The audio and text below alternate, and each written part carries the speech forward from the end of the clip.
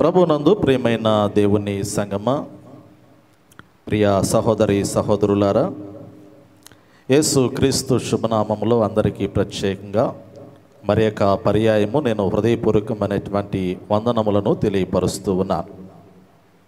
దేవుని యొక్క మహా ఉన్నతమైనటువంటి కృపలో ఈ 2024 సంవత్సరములో జనవరి మాసము మొదటి పరిశుద్ధ దిన ఆరాధన మొదలుకొని దేవుని కృపచేత నడిపించబడినటువంటి వారమై, దేవుని యొక్క కృపలో భద్రపరచబడినటువంటి వారమై, దేవుని యొక్క శ్రేష్టమైనటువంటి దీవెన ఆశీర్వాదాలు మెండుగా ఈ సంవత్సరంలో మనము అనుభవించినటువంటి వారమై, ఈ సంవత్సరాంతములో చివరి పరిశుద్ధ దిన ఆరాధనలో ప్రభు పాదాల చెంతకు చేరి ప్రభు నామాన్ని గణపరచుకోవటానికి, ప్రభు యొక్క మహోన్నతమైనటువంటి నామమును కొనియాడటానికి, ప్రభును గూర్చినటువంటి శ్రేష్టమైనటువంటి సాక్ష్యమును మన యొక్క హృదయాలలో కలిగి దేవుణ్ణి గణపరచడానికి దేవుడు అనుగ్రహిస్తున్నటువంటి శ్రేష్టమైనటువంటి తరుణమును బట్టి నేను దేవుని స్తుతిస్తూ ఉన్నాను. ప్రియులారా, ప్రాముఖ్యంగా ఈ సంవత్సరం అంతా కూడా దేవుని యొక్క కాపుదల మెండుగా దేవుడు మన జీవితంలో ఇచ్చాడు. ఉద్యోగాలు కావచ్చు, వ్యాపారాలు కావచ్చు, ప్రతి కార్యములు, ప్రతి పనిపాటలు కావచ్చు, కుటుంబ జీవితాలు కావచ్చు, లేదా పిల్లల యొక్క చదువులు కావచ్చు, లేదా వారి యొక్క ఎదుగుదలలో ఉన్నటువంటి అవసరతలు కావచ్చు. ఈ సంవత్సరంలో మనము దేవుని యొక్క ప్రేమనందునటువంటి వారిగా, దేవుని చేత నడిపించి దీవించబడినటువంటి వారిగా మన యొక్క జీవితాలను దేవుని పాదాల చెంత మనల్ని మనము కనపరుచుకోవడానికి దేవుడు కృపణిస్తూ ఉన్నాడు. దేవుని సన్నిధిలో మనము దేవుని కనపడుతూ ఉన్నాము అంటే ఆయన మనల్ని చూసేటువంటి అనుభవంలోనికి మనము మన జీవితాలను నడిపించుకునేటువంటి భాగ్యమును పరిశుద్ధాత్మ దేవుడు మనకు దయచేస్తూ ఉన్నాడు. ఈరోజు నేను దేవుని యొక్క లేఖనాల నుంచి సాక్ష్యం ఇచ్చుట గురించి నేను మీతో మాట్లాడాలని ఆశపడుతూ ఉన్నాను. మనందరికీ తెలుసు, ఆంధ్ర క్రైస్తవ కీర్తనల పుస్తకంలో చక్కటి పాట 356 నెంబర్ పాట, సాక్ష్యమిచ్చేదా మన స్వామి యేసు దేవుడనుచు సాక్ష్యమిచ్చేదా, సాక్ష్యమనగా గనిన వినిన సంగతులను తెలుపుటయి, సాక్ష్యమనగా గనిన వినిన సంగతులను తెలుపుటయి, సాక్ష్యమిచ్చు కొరకు నన్ను కదా క్షించెననుచు సాక్ష్యమిచ్చేదా. ఈ యొక్క పాటలో మనం గమనించగలిగినటువంటి ప్రాముఖ్యమైనటువంటి రక్షణానందముతో కూడినటువంటి సంతోషముతో జ్ఞాపకం చేసినటువంటి మాట ఏమిటంటే, సాక్ష్యమిచ్చు కొరకు నన్ను స్వామి రక్షించెనని నేను సాక్ష్యమిస్తానని. ఈ యొక్క పాట వ్రాసినటువంటి రచయిత చాలా చక్కటి శ్రేష్టమైనటువంటి భావాన్ని ఇక్కడ జ్ఞాపకం చేస్తూ ఉన్నాడు. మల్లెల దావీదు గారు రచించినటువంటి పాట ఈ పాట, నేను నా ప్రభువును గూర్చి సాక్ష్యమిస్తాను, నేను నా ప్రభువు నాకు అనుగ్రహించినటువంటి రక్షణ బట్టి నేను సాక్ష్యమిస్తాను. దేవుని నామము నలుదిక్కులా కూడా చక్కగా ప్రకటించబడటానికి, శ్రేష్టమైనటువంటి సువార్త అన్యజనులకు సకల విధములైనటువంటి మానవులకు అందించబడుతున్నటువంటి కృపను దేవుడు దయచేయుచున్నటువంటి విధానమును బట్టి నేను నా దేవుని గురించి సాక్ష్యమిస్తాను అనేటువంటి మాటను ఈ యొక్క పాటలో మనం గమనించగలుగుతూ ఉన్నాం. మన యొక్క రక్షకుడి గురించి, మన విమోచకుని గురించి, మన పోషకుడి గురించి, మనల్ని నిత్య జీవములోనికి నడిపిస్తున్నటువంటి జీవాధిపతి గురించి ఈ సంవత్సరాంతంలో నీవు ఏ విధమైనటువంటి సాక్ష్యమును కలిగి ఉన్నావనేది ఒక్కసారి మనం పరిశీలన చేసుకుందాం. పరిశుద్ధ గ్రంథంలో దేవుని బిడ్డలైనటువంటి వారు, భక్తులైనటువంటి వారు ప్రభువును గురించి ఏ విధమైనటువంటి సాక్ష్యాన్ని ఇచ్చారు, వారు ప్రభు ఎదుట ఎటువంటి సాక్ష్యమును కలిగి ఉన్నారు అనేటువంటిది ఈరోజు నేను మీకు జ్ఞాపకం చేయడానికి ఇష్టపడుతూ ఉన్నాను. ఈ సంవత్సరంలో నీవు దేవుని గురించి ఏ విధమైనటువంటి సాక్ష్యమును నీ జీవితంలో కలిగి ఉన్నావు. రెండోది, దేవుని ఎదుట నీ యొక్క ఆత్మీయ జీవితంలో నీ ప్రవర్తన గురించి, నీ క్రియలను గురించి, నీ ఆలోచనల గురించి, నీ తలంపులను గురించి దేవుని ఎదుట ఎటువంటి సాక్ష్యమును నీవు కలిగి ఉన్నావు అనేటువంటిది ఈరోజు దేవుని యొక్క లేఖనాల్లో కొన్ని మాటలు మనము జ్ఞాపకం చేసుకుందాం. మనం చదువుకున్నటువంటి లేఖన భాగము యోహాను రాసినటువంటి ప్రకటన గ్రంథము. పరిశుద్ధుడైనటువంటి యోహాను ప్రభువుని ప్రేమించినటువంటి వాడు, ప్రభువు చేత ప్రేమింపబడినటువంటి వాడు, ప్రభు కొరకు సమస్తమును విడిచి ప్రభు యొద్దకు వచ్చినటువంటి వాడు. ఎటువంటి శ్రమైనా, ఎటువంటి కష్టమైనా, ఎటువంటి బాధ అయినా కానీ దేవుడు అప్పగించినటువంటి శ్రేష్టమైనటువంటి రక్షణ సువార్త పరిచర్యను కడవరకు కూడా కొనసాగించేటువంటి క్రమంలో దేవునికి సాక్షిగా ఉన్నటువంటి ఈ పరిశుద్ధుడైనటువంటి యోహాను భక్తుడు ఇచ్చినటువంటి సాక్ష్యమును క్లుప్తంగా కొన్ని మాటలు జ్ఞాపకం చేసుకుందాం. ఈరోజు చాలామంది భక్తుల యొక్క జీవితాలను, వారి జీవితంలో వారు కలిగినటువంటి సాక్ష్యమును గురించి నేను మీకు జ్ఞాపకం చేస్తాను.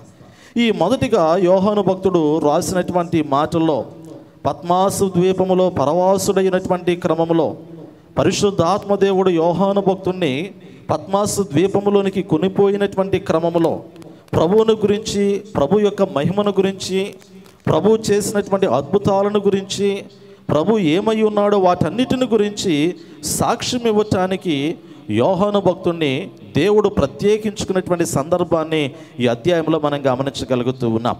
యోహాను రాసినటువంటి ప్రకటన గ్రంథము 1వ అధ్యాయము 2వ వచనాన్ని గమనించగలిగితే, అతడు దేవుని వాక్యమును గూర్చి యేసుక్రీస్తు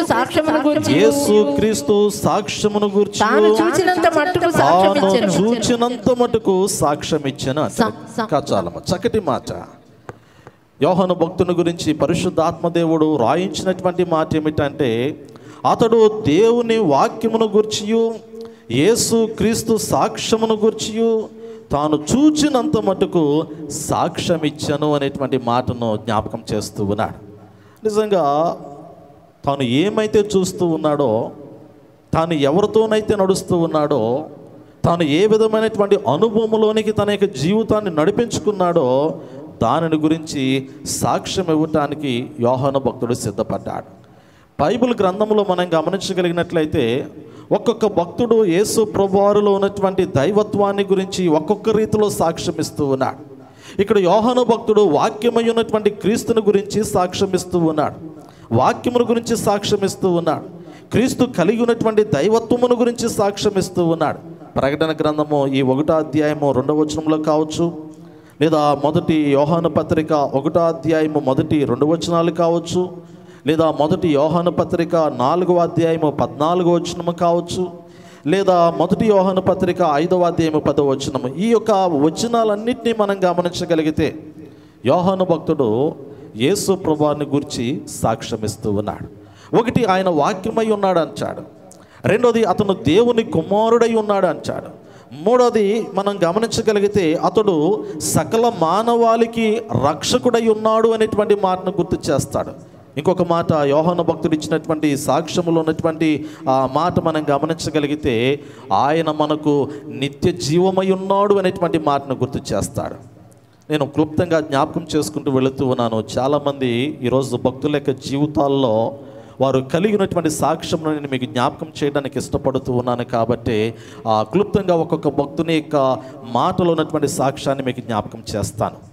ఈ యోహాను భక్తుడు ఇచ్చినటువంటి సాక్ష్యం ఏమిటంటే, యేసు ప్రభువారు వాక్యమై ఉన్నాడు.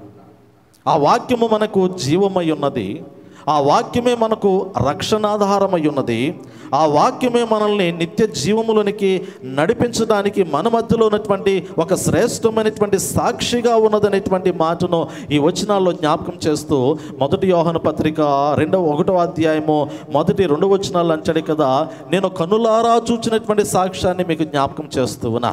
ఒకటి, నేను వినిన దానిని, రెండోది నేను చూచిన దానిని, మూడోది నా చేతులు తాకిన దానిని, నేను దేనిని చూస్తూ ఉన్నానో, నేను దేనిని తాకుతూ ఉన్నానో, నేను దేని గూర్చి వింటూ ఉన్నానో దానిని గురించి ఈరోజు నేను మీకు సాక్ష్యం ఇస్తూ ఉన్నాను అనేటువంటి మాటను యోహాను భక్తుడు ఈ యొక్క అధ్యాయంలో మనకి గుర్తు చేస్తూ ఉన్నాడు. 1వ అధ్యాయం మొదటి యోహాను పత్రిక 1వ అధ్యాయము జీవవాక్యమును గూర్చినది. ఆది నుండి ఏది ఉండెనో మేము ఏది ఇంటిమో, కన్నులారా ఏది చూచితమో, ఏది నిదానించి కనుగొంటిమో, మా చేతులు దేనిని తాకి చూచెను, అది మీకు తెలియచేయుచున్నాము. చక్కటి మాట. ఈరోజు మేము మాకు నిత్య జీవార్థమైనటువంటి ప్రభువుని మేము చూసాం, ఆ ప్రభువుని మేము కనుగొన్నాం, ఆ ప్రభువు మాతో మాట్లాడాడు. ఆ ప్రభువుని మేము దర్శించినప్పుడు, ఆ ప్రభువు మమ్మల్ని దర్శించినప్పుడు, ఆ ప్రభువు మాతో మాట్లాడి ఉండగా ఆయన ద్వారా మాకు జీవము కలుగుతూ ఉంది. ఇప్పుడు ఆ జీవమును గురించి మేము ఇతరులకు సాక్ష్యమిస్తూ ఉన్నాము అనేటువంటి మాటను యోహాను భక్తుడు గుర్తు చేస్తూ ఉన్నాడు. పిల్లలు, ఈ లోకములో దేవుణ్ణి తెలుసుకున్నటువంటి వాడు లోకంలో ఒక చక్కటి శ్రేష్టమైనటువంటి సజీవమైనటువంటి సాక్షిగా ఉన్నాడు. ఈ సంవత్సరంలో నీ జీవితంలో నీవేమి పొందుకున్నావో నీకు తెలుసు. ఈ సంవత్సరము నీ జీవితంలో దేవుడు ఎటువంటి కార్యములు చేశాడో, ఎటువంటి అద్భుతములు చేశాడో, ఈ సంవత్సరంలో దేవుడు నిన్ను ఎలా పోషించి సంరక్షించాడో, దేవుని యొక్క కాపుదల ఏమై ఉన్నదో నీ జీవితంలో ఈ సంవత్సరము నీకు బాహుటంగా ఎరుకయ్యున్నటువంటి వాడవు. మరి ఆనాడైతే దేవుని బిడ్డలైనటువంటి వారు దేవుని గురించి గొప్ప సాక్ష్యం ఇచ్చారు. మరి ఈనాడు నీవు దేవుని గురించి సాక్ష్యం ఇవ్వగలిగినటువంటి స్థితిలో నీ ఆత్మీయ జీవితం ఉందో లేదో ఒక్కసారి పరిశీలన చేసుకోవాలి. ఈ సంవత్సరాంతంలో కేవలము దేవుని చేత దీవించబడినటువంటి ఆ స్థితిలో ఉండటం మాత్రమే కాదు, కానీ దేవుణ్ణి గొప్ప చేసేటువంటి స్థితిలోనికి రావాలి, దేవుని నామాన్ని హెచ్చించేటువంటి స్థితిలోకి రావాలి. దేవుని నామమును అన్యజనుల మధ్య కావచ్చు, సమాజంలో కావచ్చు, సంఘములో కావచ్చు, అనేక మంది ప్రజల ఎదుట దేవుని నామమును కొనియాడేటువంటి అనుభవంలోనికి మన యొక్క జీవితంలో రావాలి అనేటువంటి మాటను పరిశుద్ధ గ్రంథంలో లేఖనాలు మనకు గుర్తు చేస్తూ ఉన్నాయి. నిజమే కదా? దేవుని వాక్యము మనకి పదే పదే గుర్తు చేస్తూ ఉంది, నీవు దేవుని చేత ప్రేమించబడ్డావని. దేవుని వాక్యము పదే పదే మనకు గుర్తు చేస్తూ ఉంది, నీవు దేవుని కృపచేత నడిపించబడుతున్నటువంటి వాడవు, పోషించబడుతున్నటువంటి వాడు అని మనకు గుర్తు చేస్తూ ఉంది. అటువంటి సమయంలో నీవు దేవుని పాదాల చెంత ఒక దేవుని బిడ్డగా మంచి సాక్ష్యమును ఎలా కలిగి ఉన్నావో నీవు జ్ఞాపకం చేసుకోవాలి. రెండవది, ఇంకొక మాట నేను గుర్తు చేస్తాను. మరొక భక్తుని యొక్క జీవితమును సాక్ష్యం ఇవ్వటానికే వచ్చినటువంటి వాడు ఈ యొక్క భక్తుడు. సువార్తలో మనం గమనించగలిగితే యోహాను సువార్తలో జ్ఞాపకం చేయబడుతూ ఉంది.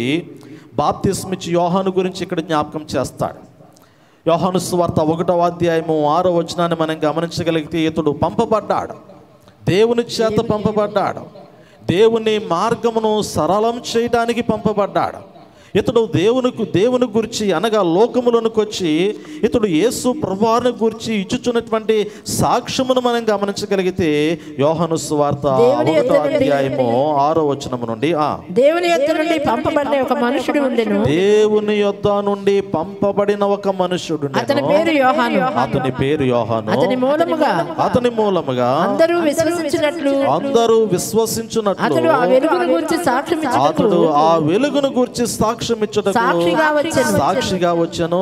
అతడు ఆ వెలుగై ఉండలేదు కానీ ఆ వెలుగును గూర్చి సాక్ష్యం ఇచ్చుటకు అతడు వచ్చెను. పిల్లలు గమనించండి, దేవుని చేత పంపబడినటువంటి వాడు, దేవుని యొద్ద నుండి వచ్చినటువంటి వాడు, ప్రత్యేకమైనటువంటి జన్మం పొందుకున్నటువంటి వాడు. జకరియా ఎలిజబెత్ను దేవుడు ప్రేమించి వారు నిండు వృద్ధాప్యములో ఉండగా, వారు దేవుని పరిచర్యలో ఉండగా, దేవుని యొక్క రాజ్య మార్గమును సరళం చేయటానికి జకరియా ఎలిజబెత్ యొక్క గర్భములో మరి ఆ దేవుని యొక్క రాజ్య మార్గమును సరళం చేయడానికి వచ్చినటువంటి వాడు బాప్తిస్మిచ్చి యోహాను.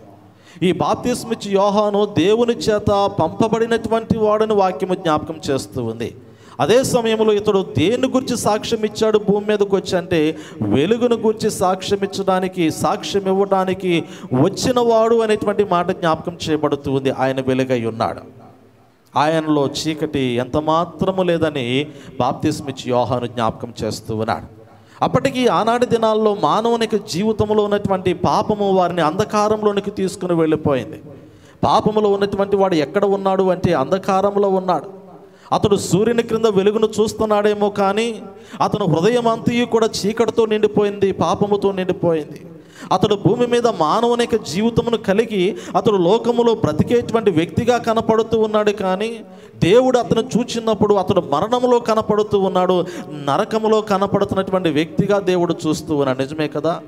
మన మట్టుకు మనము లోకములో సజీవులమైనటువంటి మన యొక్క జీవితాలను దేవుని కృపలో చూసుకుంటూ ఉన్నాము. కానీ దేవుడు తన కృప ద్వారా మనల్ని చూచినప్పుడు, దేవుడు తన యొక్క మనోనేత్రం అంటే మన యొక్క మనోనేత్రములు వెలిగింపబడకపోతే దేవుడు మనల్ని చూచినప్పుడు మన జీవితము దేవునికి ఎక్కడ కనపడుతూ ఉందంటే మరణములో కనపడుతుంది, నరకములో కనపడుతూ ఉంది.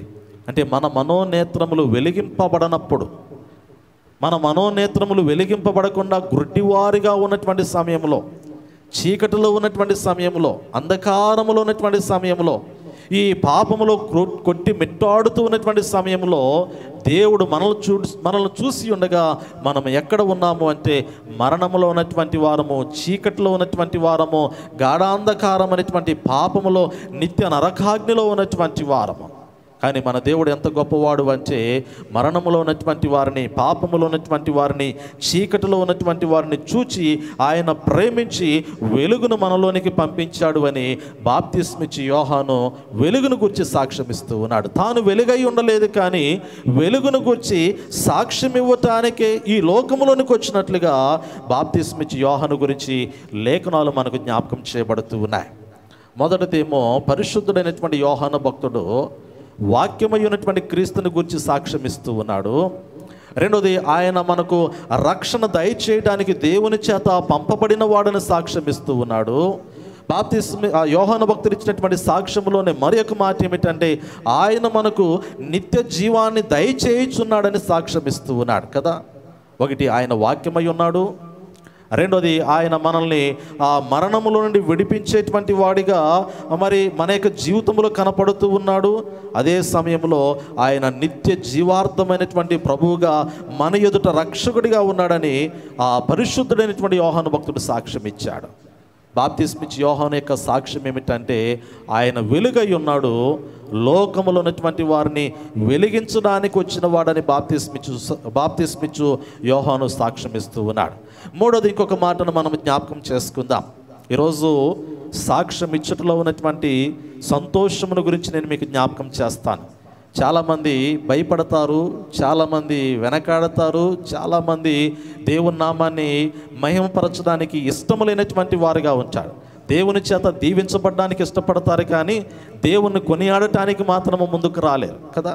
దేవుని చేత అన్నీ పొందుకోవాలి కానీ దేవుని దగ్గరకు వచ్చేటువంటి సమయంలో, దేవుని స్తుతించేటువంటి క్రమంలో, దేవుణ్ణి ఆరాధించి వెంబడించేటువంటి క్రమంలో వెనుదిరిగేటువంటి వారిగా కనపడతారు. అక్కర్లలో దేవుని యొద్దకు వచ్చి ముందుంటారు కదా. దేవుని చేత దీవించబడేటప్పుడు ముందున్నప్పుడు, దేవుని స్తుతించేటప్పుడు కూడా ముందుండాలి కదా, దేవుణ్ణి ఆరాధించేటప్పుడు కూడా ముందుండాలి కదా, దేవునికి సాక్ష్యం ఇచ్చేటువంటి సమయంలో కూడా మరి చక్కగా ఇదిగో నా దేవుని చేత నేను దీవించబడ్డాను, నా దేవుని చేత నేను ఆశీర్వదించబడ్డాను అని దేవుని పాదాల చెంతకు చేరి అనేక మంది జనసమూహం ఎదుట సాక్ష్యం ఇచ్చేటువంటి అనుభవంలోనికి జీవితము నడిపించబడాలి. మూడో విషయాన్ని నేను మీకు గుర్తు చేస్తాను, క్లుప్తంగానే జ్ఞాపకం చేస్తాను. అపోస్తల కార్యముల గ్రంథము 5వ అధ్యాయము, అపోస్తల కార్యముల గ్రంథము 5వ అధ్యాయాన్ని గమనించగలిగితే ఈ యొక్క 5వ అధ్యాయంలో 30వ వచనము నుండి 32వ వచనం వరకు లేఖన భాగంలో ఇక్కడ శిష్యులైనటువంటి వారు, యేసు ప్రభువారిని వెంబడించినటువంటి ఆ శిష్యులు ఇచ్చినటువంటి సాక్ష్యము మరణము నుండి దేవుని చేత తిరిగి లేపబడినటువంటి క్రీస్తును గూర్చి ఇచ్చినటువంటి సాక్ష్యము ఈ లేఖన భాగంలో మనం గమనించగలుగుతూ ఉన్నాం. చదవండి ఒకసారి. మీరు మ్రానున వ్రేలాడవేసి సంహరించిన యేసును మన పితరుల దేవుడు లేపెను, ఇశ్రాయేలునకు మారు మనస్సును పాప క్షమాపణను దయచేయుటకై దేవుడు ఆయనను అధిపతిని గాను రక్షకుని గాను దక్షిణ హస్త బలము చేత హెచ్చించి ఉన్నాడు.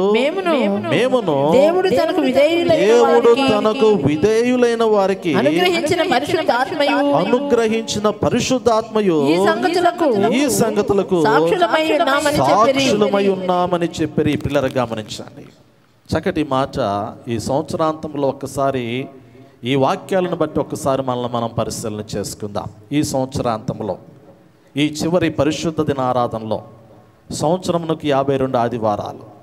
ఈ 52 ఆదివారాల్లో 52వ ఆదివారము మనము దేవుని సన్నిధిలో ఉండగా ఈ గడిచిన 51 ఆదివారాలను ఒకసారి మనం పరిశీలన చేసుకుందాం. మిగిలినటువంటి రోజుల్లో ఉన్నటువంటి ఆరాధనలు పక్కన పెట్టిన కుటుంబ ఆశీర్వాద ప్రార్థనల కూడిక కావచ్చు, ప్రత్యేక ఉపవాస ప్రార్థనా కూడికలు కావచ్చు, ఇతరత్ర ప్రార్థనా కూడికలు కావచ్చు, ఆ యొక్క ప్రార్థనా కూడికలు పక్కన పెట్టినా కానీ కనీసము పరిశుద్ధ దినము, ప్రభువుని ఆరాధించేటువంటి దినము, ప్రభువుతో గడిపేటువంటి దినము, ప్రభువు నామాన్ని కొనియాడటానికి దేవుడు అనుగ్రహించినటువంటి దినము, ప్రభు సన్నిధిలో నిన్ను నీవు కనపరుచుకోవడానికి నీ నిమిత్తమై ప్రత్యేకించి ఆశీర్వాదకరంగా ఉంచినటువంటి పరిశుద్ధ దినము కదా.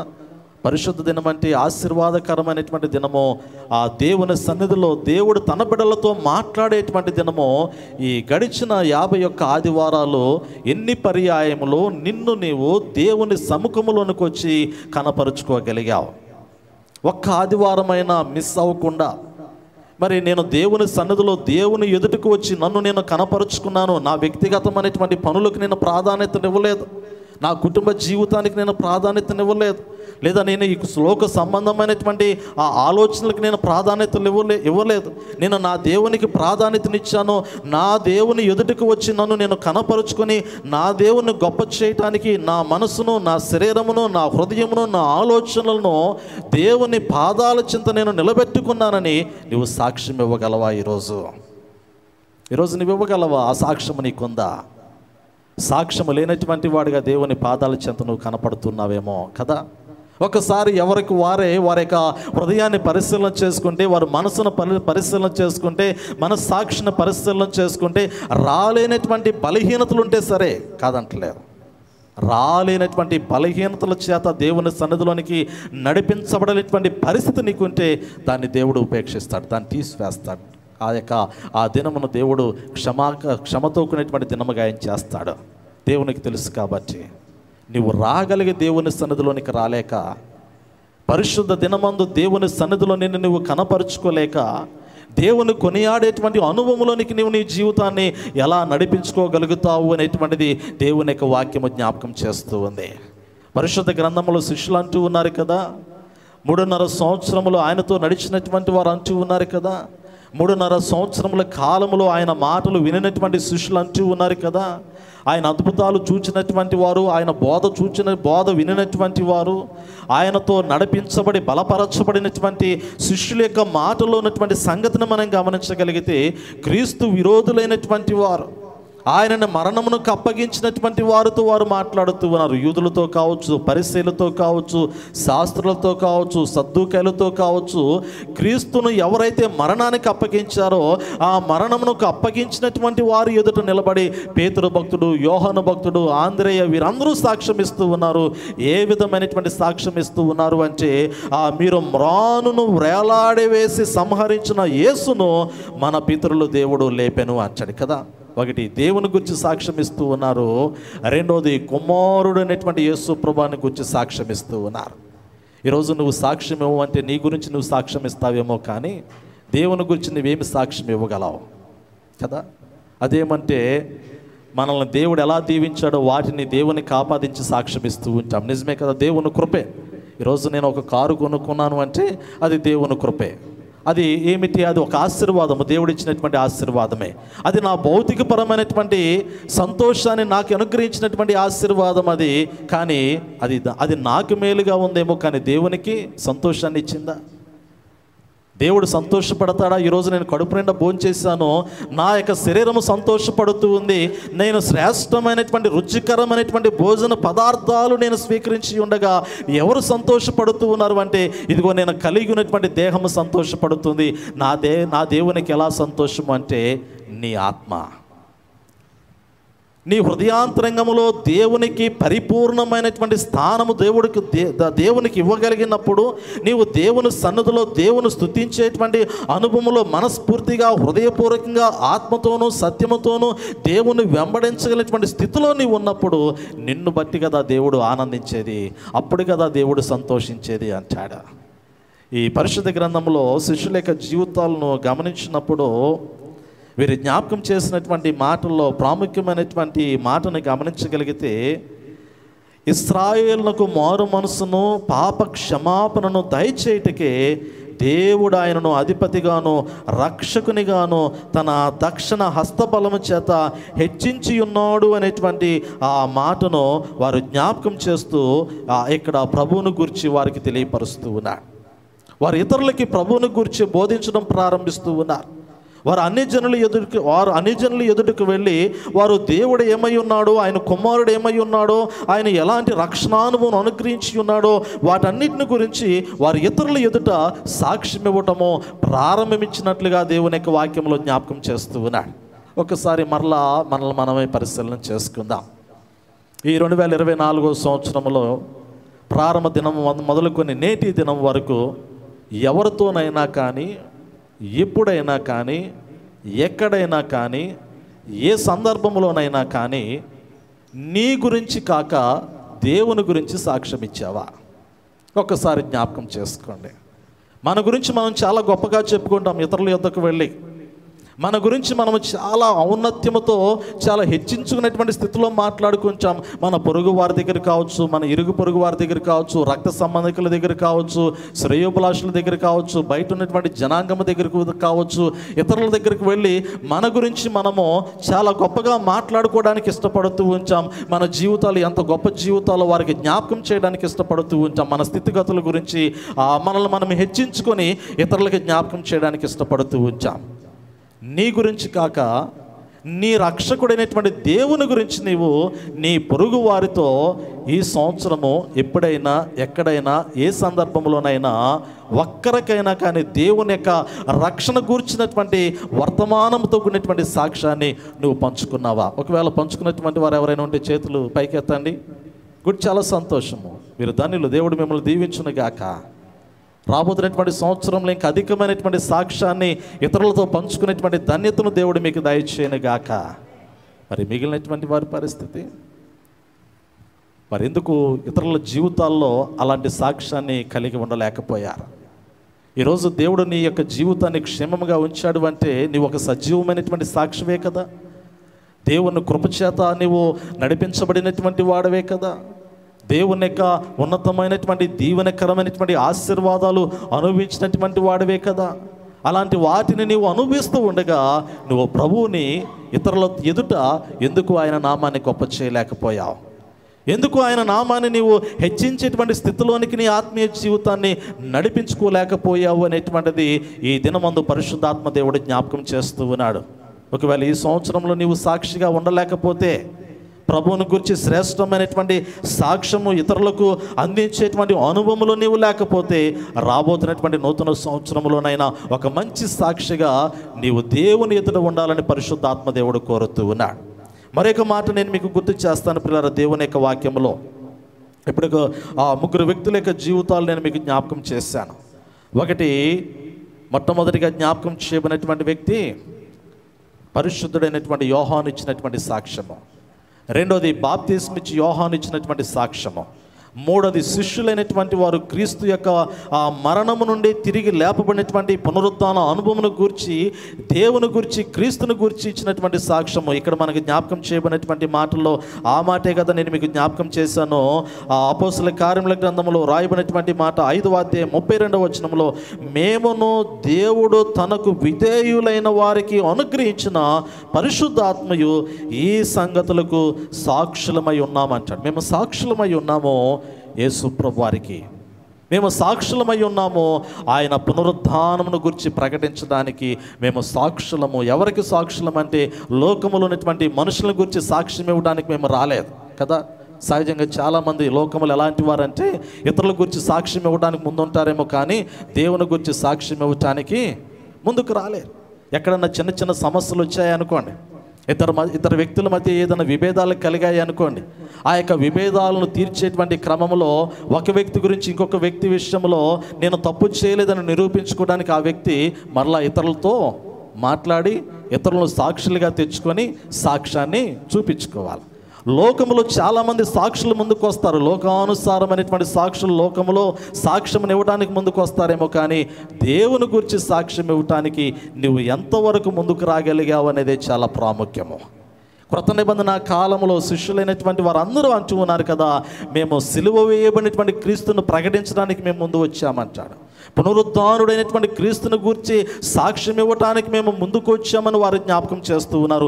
మా సాక్ష్యము ఏమిటి అంటే, మా సాక్ష్యము భూ సంబంధమైనది కాదు, కానీ మా సాక్ష్యము పర సంబంధమైనది. అది దేవుని గురించినటువంటి సాక్ష్యము, దేవుని కుమారుడైనటువంటి యేసు క్రీస్తు వారు అనుగ్రహించినటువంటి రక్షణ సాక్ష్యమని వారు సాక్ష్యం ఇవ్వడము ప్రారంభించినట్లుగా దేవుని యొక్క వాక్యములో మనము చూడగలుగుతూ ఉన్నాం. నిజమే ప్రియులారా, ఇది 3వ మాటలో జ్ఞాపకం చేసి ఉన్నాను. 4వది ఇంకొక మాటను నేను మీకు జ్ఞాపకం చేస్తూ ఉన్నాను. ఈ సంవత్సరాంతంలో సాక్ష్యమును గురించి జ్ఞాపకం చేసేటువంటి క్రమంలో ప్రియులారా, 4వది ఇంకొకటి గమనించగలిగితే, మొదటి కొరింథీలకు రాసిన పత్రిక, అపోస్తలుడైనటువంటి పౌలు భక్తుడు కొరింథీ సంఘానికి రాసినటువంటి మొదటి పత్రిక 5వ అధ్యాయం 7వ వచనం నుండి ఒక మాటను మనము పరిశీలన చేద్దాం. ఒకసారి చూడండి అమ్మ దేవుని యొక్క వాక్యంలో. మొదటి కొరింథీ పత్రిక, మీరు పులిసిన పిండి లేని వారు కనుక, మొదటి కొరింథీ పత్రిక 5వ అధ్యాయము 7వ వచనము ఒకసారి చదువు. మీరు పులిపిండి లేని వారు కనుక, మీరు పులిపిండి లేని వారు గనుక క్రొత్త ముద్ద అవుటకై ఆ పాతదైన పులిపిండిని తీసి పారవేయుడి. ఇంతేకాక క్రీస్తు అను మన పస్కా పశువు వధింపబడిన గనుక, పాతదైన పులిపిండితో నైనను దుర్మార్గతయు దుష్టత్వములను పులిపిండితో నైనను కాకుండా నిష్కాపట్యమును సత్యములను పులిపిండి అని పులియని రొట్టెలతో పండుగ ఆచరించము. పిల్లలు గమనించండి, ఇక్కడ పౌలు భక్తుడు యూదులైనటువంటి వారిని గురించి జ్ఞాపకం చేసినటువంటి మాటలో హృదయాంతరంగములో పాప స్వభావములైనటువంటి స్థితిని గురించి మాట్లాడుతూ ఈ మాటలు తెలియపరుస్తూ ఉన్నాడు. మీరు పులిపిండి లేని వారు గనక క్రొత్త ముద్ద అవుటకై ఆ పాతదైన పులిపిండిని తీసి పారవేయడంటే, గడిచిన దినమందు కూడా ఈ యొక్క మాట మనం విని ఉన్నామంటాడు. మీరు పులిసినటువంటి స్వభావములైనటువంటి వారు క్రొత్త ఆలోచనతో మరలా నూతనమైనటువంటి జీవితంలోనికి, నూతనమైనటువంటి సంవత్సరంలోనికి అడుగు పెట్టేటువంటి క్రమములో క్రీస్తును గూర్చినటువంటి ఒక శ్రేష్టమైనటువంటి సాక్ష్యమును కలిగి జీవించడానికి మనసులను స్థిరపరుచుకుని ముందుకు కొనసాగుతున్నటువంటి వారు అనే మాటను జ్ఞాపకం చేస్తూ, పాతదాన్ని విడిచిపెట్టవలసినటువంటి ఆవశ్యకత, నవీనమైనటువంటి క్రొత్త స్వభావాన్ని ధరించుకోవలసిన ఆవశ్యకతను ఇక్కడ గుర్తు చేస్తూ ఉన్నాడు. నిజమే కదా? యోహాను సువార్తలో మనం గమనించగలిగితే, యోహాను సువార్తలో గుర్తు చేస్తాడు ఈ మాట. యేసు ప్రభువారు సిలువ వేయబడినటువంటి క్రమంలో ఆయన సిలువ మరణము పొందుకొని సిలువ మీద వేలాడుతూ ఉన్నటువంటి సమయంలో, ఆయన మరణించిన తరువాత మరణించాడో లేదో నిర్ధారించుకునేటువంటి క్రమంలో లంబూనియస్ అనబడినటువంటి ఒక సైనికుడు బల్లెముతో యేసు ప్రభువారి యొక్క ప్రక్కలో పడవటం అనేది మనం చూడగలుగుతూ ఉంటాం. యోహాను సువార్త 19వ అధ్యాయము 24-25 వచనాలు ఈ మాటలు మనకు కనపడుతూ వచ్చాయి. అక్కడ ఆ వచనాలు గమనించి ఉండగా, ఎప్పుడైతే అతడు బల్లెముతో యేసు ప్రభువారి యొక్క ప్రక్కలో పొడుస్తూ ఉన్నాడో, వెంటనే అక్కడ నీళ్లును రక్తమును కారెను అనేటువంటి మాట జ్ఞాపకం చేయబడింది. యేసు ప్రభువారు మరణించి ఉన్నారు. ఆయన మరణించి ఉండగా ఆయన యొక్క దేహములో నుండి బయటికి వచ్చినటువంటి విధానాన్ని మనం గమనించగలిగితే, రక్తమంతియు కూడా కారిపోయి ఉండగా, ఇక చివరిగా యేసు ప్రభువారి యొక్క శరీరములో నుండి ఏమి బయటకు వచ్చాయి అంటే నీళ్లును రక్తమును కారెను అనేటువంటి మాట అక్కడ జ్ఞాపకం చేయబడుతూ ఉంది. యేసు ప్రభువారిని బల్లెముతో పొడిచినటువంటి వాడు లంబూనియస్ అనబడినటువంటి వ్యక్తి ఒక కన్ను కలిగినటువంటి వాడు, ఒక కన్ను లేనటువంటి వాడు. ఎప్పుడైతే ప్రభువారి యొక్క శరీరములో నుండి ఆ నీళ్లతో ఉన్నటువంటి రక్తము ఆయన యొక్క ముఖం మీద పడుతూ ఉందో, మరుక్షణము అతడు గుడ్డివాడిగా ఉన్నటువంటి సమయంలో ఏ కన్ను అయితే కోల్పోయి ఉన్నాడో ఆ కన్ను తెరవబడినటువంటి వ్యక్తిగా కనపడుతూ ఉన్నాడు. ఆ మూయబడినటువంటి కన్ను తెరవబడినటువంటి వ్యక్తిగా కనపడుతూ ఉన్నాడు. అతడు క్రీస్తు యొక్క మరణమును గురించి సాక్షిగా ఉన్నట్లుగా వాక్యంలో మనం చూడగలుగుతూ ఉన్నాం. నిజమే కదా? అతడు ప్రారంభంలో ఒక కన్ను కలిగినటువంటి వాడు, ఒక కన్ను లేనటువంటి వాడు. యేసు ప్రభువారిని బల్లెముతో పొడిచేటువంటి క్రమంలో ఎప్పుడైతే యేసు ప్రభువారి యొక్క శరీరంలో నుండి నీళ్లును రక్తమును కారి మరి అతని యొక్క ముఖం మీద పడి ఉన్నాయో, అతడు మరి యొక్క పోగొట్టుకున్నటువంటి కన్ను తెరవబడినట్లుగా, గుడ్డితనముతో ఉన్నటువంటి కన్ను తెరవబడినట్లుగా, అతడు నేత్రములు బహుగా చక్కగా తేట తెల్లముగా చూచేటువంటి నేత్రములు గలవాడిగా అతని యొక్క జీవితాన్ని మార్చుకున్నట్లుగా మనం గమనించగలుగుతూ ఉన్నాం. అతడు ప్రభువుని గురించి గొప్ప సాక్షిగా ఉన్నాడు. ఒకానొక సమయంలో నేను గురుడితనము కలిగినటువంటి వాడను, ఒకానొక సమయంలో నేను చూడలేనటువంటి స్థితిలో ఉన్నటువంటి వాడను, ఒకానొక సమయంలో దేవుని యొక్క మహిమేమిటో ఎరగనటువంటి స్థితిలో ఉన్నటువంటి వాడను, ఒకానొక సమయంలో దేవుని యొక్క అద్భుత కార్యాలు ఎలా ఉంటాయో, దేవుని ఆశ్చర్య కార్యములు ఎలా ఉంటాయో తెలియనటువంటి ఎరగనటువంటి స్థితిలో బ్రతుకుతున్నటువంటి వాడును. కానీ ఇప్పుడైతే ఆయన గురించి నేను చాలా శ్రేష్టమైనటువంటి ఆశ్చర్యకరమైనటువంటి సాక్ష్యములు నేను విన్నటువంటి వాడను.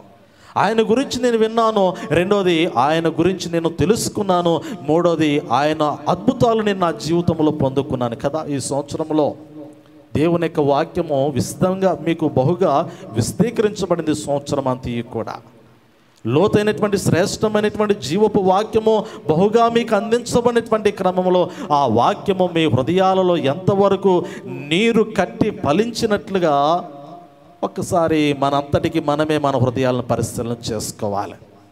ఈ సంవత్సరము నీవు విన్నటువంటి వాక్యము ఎంతవరకు నీ హృదయాన్ని ఫలింపచేసింది, ఆ వాక్యము నీ జీవితంలో ఎంతవరకు శ్రేష్టమైనటువంటి సాక్ష్యము ఇవ్వబోతూ ఉంది కదా. పరిశుద్ధాత్మదేవుడు ఒకరోజు అడుగుతాడు నిన్ను, పరిశుద్ధాత్మదేవుడు ఒకరోజు నిన్ను లెక్క అడుగుతూ ఉన్నటువంటి క్రమంలో, నా కుమారుడా, నా కుమార్తె, దేవుని సన్నిధిలోనికి నీవు వచ్చి ఉండగా నేను నీతో మాట్లాడాను కదా, శ్రేష్టమైనటువంటి జీవపు వాక్యము చేత నేను దర్శించాను కదా, నీ హృదయాంతరంగంలో ఉన్నటువంటి మలినమును తీసివేయటానికి నేను నీతో మాట్లాడి ఉండగా, నా స్వరమును నేను నీకు వినిపించి ఉండగా, నీవు ఎంతవరకు సజీవమైనటువంటి వాక్యాన్ని నీ హృదయంలో కలిగి నీవు సాక్షిగా లోకములో ఉన్నావని ఒకరోజు పరిశుద్ధాత్మ దేవుడు నిన్ను అడిగితే నీవు ఏమని సాక్ష్యం ఇవ్వగలుగుతావు, ఏమని దేవునికి బదులివ్వగలుగుతావు అనేటువంటి మాటను ఈ సమయంలో జ్ఞాపకం చేస్తూ ఉన్నాను. నిజమే కదా.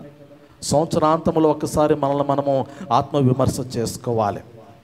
ఈ సంవత్సరాంతంలో ఒక్కసారి మనల్ని మనము పరిశీలించుకున్నటువంటి వారమై దేవుని సముఖంలో, దేవుని ఎదుట మన యొక్క జీవితాన్ని కనపరుచుకోవడానికి, మన హృదయాలను దేవుని ఎదుట ఆ తేట తెల్లమైనటువంటి హృదయాలుగా కనపరుచుకోవడానికి మనల్ని మనము ప్రయత్నం చేయాలి. బైబిల్ గ్రంథంలో ఒక వ్యక్తి యొక్క జీవితాన్ని నేను మీకు జ్ఞాపకం చేస్తాను. ఈ సమయంలో మనందరికీ తెలిసినటువంటి ఆ చాలా పర్యాయములు ధ్యానించుకున్నటువంటి వ్యక్తి యొక్క జీవితమే ఈ యొక్క జీవితము, ఒక పుట్టి గుడ్డివాని యొక్క జీవితము. యోహాను సువార్త 9వ అధ్యాయముల యొక్క వ్యక్తి యొక్క జీవితం మనకు కనపడుతూ ఉంటుంది. ఇతడు సమాజంలో పుట్టిన దినము మొదలుకొని గుడ్డివాడిగా ఉన్నటువంటి వాడు. ఇతడు పుట్టుకతోనే అంధుడిగా ఉన్నాడు, చూపలేనటువంటి వాడిగా ఉన్నాడు. ఇతడు భిక్షాటన చేస్తున్నటువంటి వ్యక్తిగా మనకు కనపడుతూ ఉన్నాడు. అతనిలో ఉన్నటువంటి లోపాన్ని బట్టి, అతనిలో ఉన్నటువంటి అంధత్వాన్ని బట్టి, అతని యొక్క కుటుంబ సభ్యులు అతన్ని ఏ స్థానంలో ఉంచారు, అతన్ని ఏ ప్రదేశంలో ఉంచుతూ ఉన్నారు అంటే అతడు భిక్షాటన చేసేటువంటి వ్యక్తిగా అతని యొక్క జీవితాన్ని ఉంచినట్లుగా మనం చూడగలుగుతూ ఉన్నాం. చూడండి, దేవుని యొక్క లేఖనాల్లో మనం గమనించగలిగితే, ఆయన మార్గమును పోవచ్చు ఉండగా పుట్టి గుడ్డి అయిన ఒక మనుషుడు కనపడెను. ఆయన శిష్యులు, బోధకుడా, వీడు గుడ్డివాడై పుట్టుటకు ఎవడు పాపము చేసను, వీడా వీని కన్నవారా అని అడుగగా, యేసు వీడైనను వీని కన్నవారైనను పాపము చేయలేదు, కానీ దేవుని క్రియలు వీని యందు ప్రత్యక్షపరచబడుటకే వీడు గుడ్డివాడిగా పుట్టెను అనేటువంటి మాట ఇక్కడ జ్ఞాపకం చేయబడుతూ ఉంది. యేసు ప్రభువారు వెళుతూ ఉన్నారు మార్గంలో, ఇతని యొక్క జీవితము ఆ ప్రభు ఎదుట కనపడింది. ప్రభు ఎదుట కనపడేటువంటి క్రమంలో శిష్యులు అడుగుతూ ఉన్నాడు, ఇతని యొక్క జీవితం ఇలా ఉండడానికి గల కారణం ఏమిటి, ఇతనిలో ఈ యొక్క అంధత్వం ఉండడానికి గల కారణం ఏమిటి, ఇతడు లోకాన్ని చూడలేనటువంటి స్థితిలో ఉండడానికి గల కారణం ఏమిటి, ఇతనిలో ఉన్నటువంటి పాపమా, లేదా ఇతని యొక్క కుటుంబ సభ్యులు చేసినటువంటి, తల్లి తండ్రి చేసినటువంటి పాపమా, ఇతనిలో యొక్క లోపము కనపడడానికి గల కారణము. ప్రభువారు అంటారు కదా, ఇది అతను చేసినటువంటి పాపము కాదు, అతని తల్లిదండ్రులు చేసినటువంటి పాపము కాదు, కానీ దేవుని నామాన్ని మహింపరచడానికి అతడు ఆ స్థితిలో జన్మించవలసినటువంటి ఆవశ్యకత వచ్చింది. ఈరోజు మన యొక్క జీవితాలు ఈ యొక్క వ్యక్తితో కంపారిజన్ చేసుకుంటే, పోల్చుకుని మనము ఒకసారి పరిశీలన చేసుకోగలిగినట్లయితే, ఒకవేళ దేవుని నామమును మహిమపరచడానికి దేవుడు ఒక ప్రత్యేకమైనటువంటి ప్రణాళికలో నిన్ను ఈ లోకంలో పుట్టించి ఉండవచ్చేమో. నిన్ను నన్ను దేవుని నామాన్ని గొప్ప చేసుకోవడానికి ఈ లోకంలో మనల్ని పుట్టించి ఉండొచ్చేమో.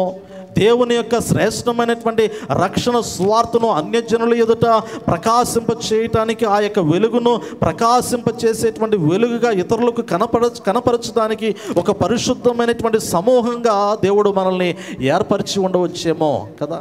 ఈ పుట్టి గుడ్డివాని గురించి సంభాషణ జరుగుతూ ఉంది ప్రభువారికి శిష్యులకి మధ్య. ఇతడు ఈ లోకములో ఎలా జన్మించడానికి గల కారణం ఏమిటి వారు అడుగుతూ ఉన్నారు. ఇతరులలో ఉన్నటువంటి పాపమా, లేదా వీరి తల్లిదండ్రులు చేసినటువంటి పాపమా? ప్రభువారు అంటారు కదా ఈ వచనములో, వీడైనను వీని కన్నవారైనను పాపము చేయలేదు, కానీ దేవుని క్రియలు వీని యందు ప్రత్యక్షపరచబడుటకి వీడు గుడ్డివాడిగా పుట్టిన అంటాడు కదా. ప్రత్యక్షపరచబడాలి. ఈరోజు దేవుని క్రియలు నీలో ఏ విధంగా ప్రత్యక్షపరచబడుతూ ఉన్నాయి? ప్రతి వానిలో దేవుడు తన క్రియను చూడాలనుకుంటూ ఉన్నాడు. ప్రతి వానిలో కూడా దేవుడు తన యొక్క శ్రేష్టమైనటువంటి, అద్భుతమైనటువంటి, ఆశ్చర్యకరమైనటువంటి కార్యాలు బిడలు పొందుకొనొచ్చు ఉండగా దేవుడు చూడాలని ఆశపడుతూ ఉన్నాడు. కానీ మరి దేవుని క్రియలు నీలో ఎలా కనపడుతూ ఉన్నాయో నీకు తెలియాలి, దేవునికి తెలియాలా. ఈ సంవత్సరము నీవు దేవుని క్రియలను ఎలా కలిగి ఉన్నావు, ఆ క్రియలు ఆత్మీయంగా నీలో ఎలా వృద్ధి పొందాయి అనేటువంటిది ఒక్కసారి మనము ప్రశ్న వేసుకోవాల్సినటువంటి వారమై ఉన్నాం. ఎలా దేవుని క్రియలు నీలో కలిగాయి? ప్రార్థనలో మార్పు వచ్చిందా? దేవుని మందిరంలోనికి వెళ్ళేటువంటి ఆరాధన క్రమంలో ఏమైనా మార్పు వచ్చిందా? అంటే దేవుని స్తుతించేటువంటి క్రమంలో నీలో ఏమైనా మార్పు నువ్వు గమనించావా? ప్రార్థన చేసే విధానంలో మార్పును గమనించావా? వాక్యాన్ని చదివేటువంటి క్రమంలో నీమైనా మార్పును గమనించావా? లేదా గడిచిన సంవత్సరంలో ఇదిగో నేను 52 ఆదివారాల్లో కేవలము 30 ఆదివారాలే వెళ్ళాను, 22 ఆదివారాలు వెళ్ళలేకపోయాను. ఈ సంవత్సరం నేను 52 ఆదివారాల్లో 45 ఆదివారాలు దేవుని మందిరానికి వెళ్ళాను. నేను కొంచెము నా ఆత్మీయ జీవితాన్ని అభివృద్ధి పరుచుకున్నాను అనేటువంటి ఆలోచన నీలో ఏమైనా కలిగిందా? నేను ప్రతి ఆదివారము బైబిల్ లేకుండా గుడికి వచ్చేటువంటి వాడిని, ఈ సంవత్సరము మాత్రము ఒక్క ఆదివారము కూడా పరిశుద్ధ గ్రంథాన్ని విడవకుండా గ్రంథమును పట్టుకుని నేను దేవుని సన్నిధిలోనికి వచ్చాను అనేటువంటి ఆలోచన, మార్పు నీలో ఏమైనా వచ్చిందా? ఏ మార్పు లేనటువంటి వాడు మరలా మార్పు లేనటువంటి స్థితిలోనే మరొక సంవత్సరంలోనికి వెళతాడేమో. కానీ దేవుడు మాత్రము తన క్రియలను తన బిడ్డల యొక్క జీవితాల్లో చూడాలని ఆశపడుతున్నటువంటి వాడే. లోకములో ఉన్నటువంటి మనుషుల యొక్క గుడ్డివాని యొక్క జీవితాన్ని ఎలా చూడగలుగుతూ ఉన్నాయి అంటే 7వ వచనాన్ని మనం గమనించగలిగితే అక్కడ 8వ వచనం చూడండి. కాబట్టి పొరుగువారును వాడు భిక్షకుడని అంతకు ముందు చూచిన వారును వీడు కూర్చుండి వాడు కాడా అనిరి, కొందరు వీడు కాడు అని, ఒకడని మరికొందరు అనిరి, నేనే అని అతను సాక్ష్యం ఇస్తూ ఉన్నాడు. ఒక కన్నులు తెరవబడినటువంటి వ్యక్తి సాక్ష్యం ఇస్తూ ఉన్నాడు. నేను పుట్టుకతో గుడ్డివాడనే, నేను అందుడనే, దేవుని కార్యాలు చూడలేనటువంటి వాడనే, లోకములో పాపములో బ్రతికినటువంటి వాడనే, నేనే ఆ యొక్క గుడ్డివాడను, దేవుని చూడలేనటువంటి వాడను, దేవుని మహిమను చూడలేనటువంటి వాడను, దేవుని గురించి సాక్ష్యం ఇవ్వలేనటువంటి గుడ్డివాడను నేనే అని ఆ వ్యక్తి ఆ జనసమూహం ఎదుట మాట్లాడుతూ ఉన్నాడు. ఇప్పుడు సాక్ష్యం ఇవ్వడం ప్రారంభించాడు. లోకమంతా నన్ను చూసింది. ఎలా చూసిందంటే ఇదిగో ఒక గుడ్డివానిగా చూసింది లోకము నన్ను. ఒక భిక్షమెత్తుకునేటువంటి భిక్షగాడిగా నా ఇరుగు పొరుగు వారు, లోకములో ఉన్నటువంటి వారు నన్ను చూసి ఉండొచ్చేమో. నన్ను అలా చూశారు. ఒక భిక్షకుడిగా నన్ను చూశారు. ఒక అడుక్కునేటువంటి వాడిగా నన్ను చూశారు. ఒక హేళనమైనటువంటి స్థితిలో నన్ను చూశారు. కానీ నా దేవుడు చాలా గొప్పవాడు కదా. సాక్ష్యం ఇస్తూ ఉన్నాడు. యొక్క వ్యక్తి సాక్ష్యం ఇస్తూ ఉన్నాడు. ఎలాంటి సాక్ష్యం అంటే, నేను గుడ్డితనములో ఉన్నప్పుడు నా దేవుడు నన్ను చూచి నా యొద్దకు వచ్చి ఆయన ఉమ్ము వేసి బురద చేసి నా కనుల మీద పూసి సిలోయం అనేటువంటి కోనేటికి వెళ్ళి కడుక్కోమని సెలవిచ్చాడు. అలాంటి అద్భుతము ఎవరు కూడా నా జీవితంలో చేయలేదు, నా దేవుడు చేశాడు. ఎవరు చేయలేనటువంటి అద్భుతము నా దేవుడు నా జీవితంలో చేశాడు. ఎవరు చేయలేనటువంటి ఆశ్చర్యకరమైనటువంటి కార్యాలు నా దేవుడు నా జీవితంలో చేశాడు. నేను వాటిని చూశాను, వాటిని అనుభవించానని ఆ వ్యక్తి జనసమూహం ఎదుట సాక్ష్యం ఇస్తూ ఉన్నాడు. నిజమే కదా, ఈ సంవత్సరము నీ జీవితంలో ఇటువంటి కార్యాలు ఉన్నాయి, కానీ నువ్వు సాక్ష్యం ఇవ్వలేకపోతూ ఉన్నావు. ఈరోజు నీ జీవితంలో చాలా అద్భుతమైనటువంటి కార్యాలు దేవుడు నీ కనుల ఎదుట, నీ కుటుంబంలో, నీ పిల్లల జీవితాల్లో అనేకమైనటువంటి కార్యాలు దేవుడు నీ జీవితంలో చేశాడు. కానీ నీవు దేవునికి సాక్షిగా అన్యజనుల ఎదుట, సమాజం ఎదుట నిలబడి దేవుని నామాన్ని గొప్ప చేయలేకపోతూ ఉన్నావు. ఇరుగు పొరుగు వారు వచ్చారు కదా, అరే ఇతను భిక్షమెత్తుకునేటువంటి వాడు అని కొంతమంది అంటుంటే, కొంతమంది ఏమో కాదు ఇతను పోలినటువంటి మరొక వ్యక్తి అని అంటుంటే, అతను అంటున్నాడు కాదు నేనే ఆ వ్యక్తిని మాట్లాడుతూ ఎవరి గురించి సాక్ష్యం ఇస్తూ ఉన్నాడు చూడండి. అక్కడ అంటాడు కదా తర్వాత వచనంలో, తర్వాత మాట మనం గమనించగలిగితే రాయబడినటువంటి నీ కన్నులు ఎలాగూ తెరవబడని వారిని అడుగగా, నీ కన్నులు ఎలాగూ తెరవబడని వారిని అడుగగా, వాడు యేసు అని ఒక మనుష్యుడు బురద చేసి నా కన్నుల మీద పూసి నీవు సిలోయమని కోనేటికి వెళ్ళి కడుగుకొనమని నాతో చెప్పెను. నేను వెళ్ళి కడుగుకొని చూపు పొందితినని పిల్లల జ్ఞాపకం చేస్తూ ఉన్నాడు. ఇదిగో యేసు అనేటువంటి ఒక మనుషుడు నా యొద్దకు వచ్చాడు, రక్షకుడు నా యొద్దకు వచ్చాడు, విమోచకుడు నా యొద్దకు వచ్చాడు, సమాధానకర్త అయినటువంటి దేవుడు నా యొద్దకు వచ్చాడు, ఇమ్మానుయేలు అనబడినటువంటి దేవుడు నా యొద్దకు వచ్చాడు.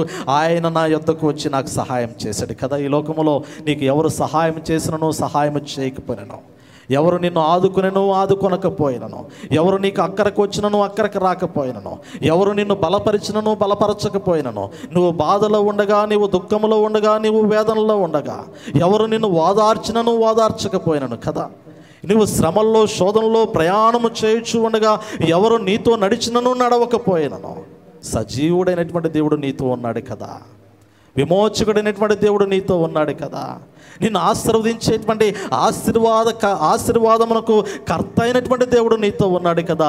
ఆ దేవుడు నీతో ఉండి నిన్నుతో నడిచి నిన్ను బలపరిచి ఉండగా నీ దేవుని గురించి నీవు ఏ విధమైనటువంటి సాక్ష్యం ఇవ్వబోతూ ఉన్నావు. ఈ వ్యక్తి అంటాడు కదా, యేసు అనేటువంటి ఒక మనుష్యుడు నా యొద్దకు వచ్చాడయ్యా, అతడు ఉమ్మి వేసి బురద చేసి నా కనుల మీద పూసి సిలోయమైనటువంటి కోనేటికి వెళ్ళి కడుక్కోమని చెప్పాడు. నేను అలా చేసిన వెంటనే నా కనులు తెరవబడ్డాయని యేసును గురించి సాక్ష్యమిస్తూ ఉన్నాడు. ఇరుగు పొరుగు వారు అడిగారు, పరిసయ్యులు అడిగారు, యూదులు అడిగారు, యూదామత నాయకులు అడిగారు, ఎంతోమంది వచ్చి ఆ వ్యక్తి వద్దకు వచ్చి నీ కళ్ళు ఎలా తెరవబడ్డాయి, నీ కళ్ళు ఎలా తెరవబడ్డాయని చాలామంది అడుగుతూ ఉన్నారు కదా. ఈరోజు మనం ఒక క్రొత్త సంవత్సరంలో క్రిస్మస్ దినాన మంచి శారీ కొనుక్కున్నాం అనుకోండి, ఎంతమంది అడుగుంటారు ఈ సంవత్సరము? అడుగుతారా లేదా? అవునా కాదా? క్రొత్త సంవత్సరంలో క్రొత్త బట్టలు వేసుకుని దేవుని మందిరంలో కనపడితే మొట్టమొదటిగా అడిగేది ఇది ఎక్కడ కొన్నావు అంటారు, రెండోది ఇది ఎంత అంటారు, మూడోది నేను కూడా కొనుక్కోవాలనుకున్నాను కాబట్టి నిన్ను అడుగుతున్నాను అంటారు కదా. వాస్తవంగా లోపల దాని విలువ తెలుసుకోవాలన్నా కానీ నేను కూడా ఇటువంటిది కొనుక్కోవాలనుకుంటున్నాను, ఇది ఎంత నాను అంటారా లేదా? తెలుసుకోవాలనేటువంటి ఆతృత, హృదయాంతరంగంలోటువంటి ఆతృత ఏమిటంటే ఏదైనా క్రొత్తది కనపడినప్పుడు, ఏదైనా మన కనులకు ఇంపుగా ఉన్నప్పుడు దాన్ని గురించి తెలుసుకుని దాన్ని మనము తెచ్చుకోవాలనేటువంటి ఆలోచన కలిగినప్పుడు అడిగి తెలుసుకోవడానికి ప్రయత్నం చేస్తాం. దేవుని యొక్క వాక్యంలో జ్ఞాపకం చేస్తున్నటువంటి మాట ఏమిటంటే, ఇతడు పుట్టిన దినము నుంచి కన్నులు లేనటువంటి వాడిగా సమాజము చూస్తూ ఉండగా ఆ సమాజంలో అతడు కనులు తెరవబడినటువంటి వ్యక్తిగా మరలా వారి ఎదుట కనపడుతున్నటువంటి సమయంలో ఇప్పుడు ఆ సమాజంలో వ్యక్తులు వచ్చి అడుగుతూ ఉన్నారు, నీ కనులు ఎలా తెరవబడ్డాయి, నీ కనులను తెరిచినటువంటి వాడెవడు, నీ కనులు ఇలా తెరవబడడానికి గల కారణం ఏమిటని మొట్టమొదటిగా ఇరుగు పొరుగు వారు వచ్చారు, తర్వాత పరిసయ్యులు వచ్చారు, తర్వాత యూదులు వచ్చారు, అధికారులు వచ్చారు. వీరందరూ కూడా అతని యొద్దకు వచ్చి ఎవరి గురించి తెలుసుకోవడానికి ఇష్టపడ్డారు అంటే కన్నులు తెరిచినటువంటి వాని గురించి అడుగుతూ ఉన్నారు. నిజమే కదా? ఈరోజు ఎవరైనా నిన్ను అలా అడిగారా? ఈరోజు నువ్వు ఎంత సంతోషంగా ఉన్నావు అనటానికి గల కారణము ఏంటి, ఈరోజు నువ్వు ఎంత సంతోషంగా ఉన్నావు అని ఎవరన్నా అడిగారా? ఏ రోజు అని అడిగారమ్మా? అడగలేదా? అడిగారా? చెప్పాలా, సమాధానం చెప్పాలా. ఈరోజు నువ్వు ఇంత సంతోషంగా ఉన్నావని ఏ రోజైనా ఎవరైనా నీ వద్దకు వచ్చి నిన్ను అడిగారా? అడిగితే చేయొద్దండి ఒకసారి. నన్ను అడిగారు చాలామంది, ఏంది పాస్టర్ గారు, ఏంది మీరు ఎంత హ్యాపీగా ఉన్నారు, ఎంత సంతోషంగా నన్ను అడిగారు కాబట్టి నేను చెయ్యొద్దు. అడగలేదు, మేము ఎవరిని అడగలేదా? నిజమే, భలే మనస్తత్వాలు కదా మన సమాజంలో ఉన్నటువంటి వారి యొక్క మనస్తత్వాలు. ఏ రోజైనా నువ్వు ఇంత సంతోషంగా ఉన్నావని ఒక్కళ్ళు కూడా అడగలేదు కదా. మరి అదేం మనసు అర్థం కావట్లేదు. అడగాల, బాధలో ఉన్నా కానీ అడగాల. ఒకవేళ ఏమా ఏంటి బాధగా ఉంది, నీ ముఖంలో ఏంటి కొంచెం దుఃఖం కనపడతా ఉంది, నీ విచారానికి కారణం ఏమిటి, నీ దుఃఖానికి కారణం ఏమిటి, నీ బాధకు కారణం ఏమిటని మన మందిరంలో ఉన్నటువంటి మన ఇరుగు పొరుగు వారు ఎవరైనా బాధలో ఉంటే అడగాల. వారి బాధ ఏమిటో తెలుసుకోవాలి. కాస్తో కోస్తో వారి యొక్క బాధ నుంచి ఉపశమనము కలిగించడానికి, వారి బాధను మనం తీర్చలేకపోయినా కానీ వారి బాధకి కారణము తెలుసుకొని వారి కష్టాన్ని, వారి బాధని, వారి శ్రమలో నుంచి వారిని బయటికి నడిపించడానికి ఓదార్పకరమైనటువంటి మాటలు 2 అయినా 3 అయినా మనం అందించాలి. అది వారికి సంతోషం, అది వారికి ఆనందం. నిజమే కదా. ఈరోజు నేను దుఃఖంలో ఉండగా, నేను బాధలో ఉండగా, నా స్నేహితులు, నా శ్రేయోభిలాషులు, నా ఇరుగు పొరుగు వారు నన్ను ప్రేమించి నా బాధకి కారణము తెలుసుకొని నన్ను బాధలో నుంచి బయటికి తీసుకుని రావటానికి వారు ప్రయత్నించారని వారు సంతోషపడడానికి అవకాశం ఉంది. వారు సంతోషంలో ఉండగా నీ సంతోషంకు కారణం ఏమిటో అని అడిగి తెలుసుకున్నప్పుడు వారి యొక్క సంతోషంలో కూడా మనము సంతోషించేటువంటి వారమై ఉండాలి కదా. లోకంలో ఉన్నటువంటి మనుషుల యొక్క ఆలోచన ఎవడైనా సంతోషంగా ఉంటే వారవలేని తనం అధికంగా కనపడుతూ ఉంటుంది. నిజమే. అందుకే ఎదుటి వారి యొక్క జీవితాల్లో ఉన్నటువంటి సంతోషాన్ని ఎదుటి మరి యొక్క వ్యక్తులతో పంచుకోవడానికి ఇష్టపడలేకపోతూ ఉన్నారు. నిజమే. ప్రస్తుత దినాల్లో ఉన్నటువంటి పరిస్థితులు ఇవే. దేవుడు ఒకరిని ఆశీర్వదిస్తూ ఉండగా ఆ ఆశీర్వాదాన్ని ఇతరులతో ఎందుకు చెప్పుకోలేకపోతూ ఉన్నాడు, ఇతరులతో ఎందుకు పంచుకోలేకపోతూ ఉన్నాడు? ఈరోజు దేవుడు నా జీవితంలో ఈ గొప్ప కార్యము చేశాడు అనేటువంటి మాటను 10 మంది ఎద్దుకు వెళ్ళి చెప్పుకోలేకపోవడానికి గల కారణం ఏమిటంటే అసూయలతో కూడినటువంటి మనస్తత్వాలే. అసూయలతో కూడినటువంటి మనసులు కలిగి ఉన్న విధానమును బట్టి, అరే ఇతడు ఆ సంతోషంగా ఉన్నాడు, ఎందుకు సంతోషంగా ఉన్నాడు, ఇతడు సంతోషంగా ఉండటం నాకు ఇష్టం లేదనేటువంటి ఒక ఆలోచన ఎదుటి వ్యక్తులు మరొక వ్యక్తితో కూడా వారి సంతోషాన్ని, ఆనందాన్ని, బాధని పంచుకోలేటువంటి దినాలు మనకు కనపడుతూ ఉన్నాయి. కానీ మన దేవుడు అలాంటి స్థితిలో మనల్ని ఉంచడానికి ఇష్టపడినటువంటి వాడు కాదు. మన దేవుడు ఎంత గొప్పవాడు అంటే ఈరోజు నీవు సంతోషంగా ఉంటే ఇతరులు కూడా సంతోషంగా ఉంచడానికి ఇష్టపడేటువంటి వాడు. అందుకే ఈ వాక్య భాగంలో మనం గమనించగలిగినట్లయితే లోకమంతయు కూడా ఆ వ్యక్తిని చూసింది.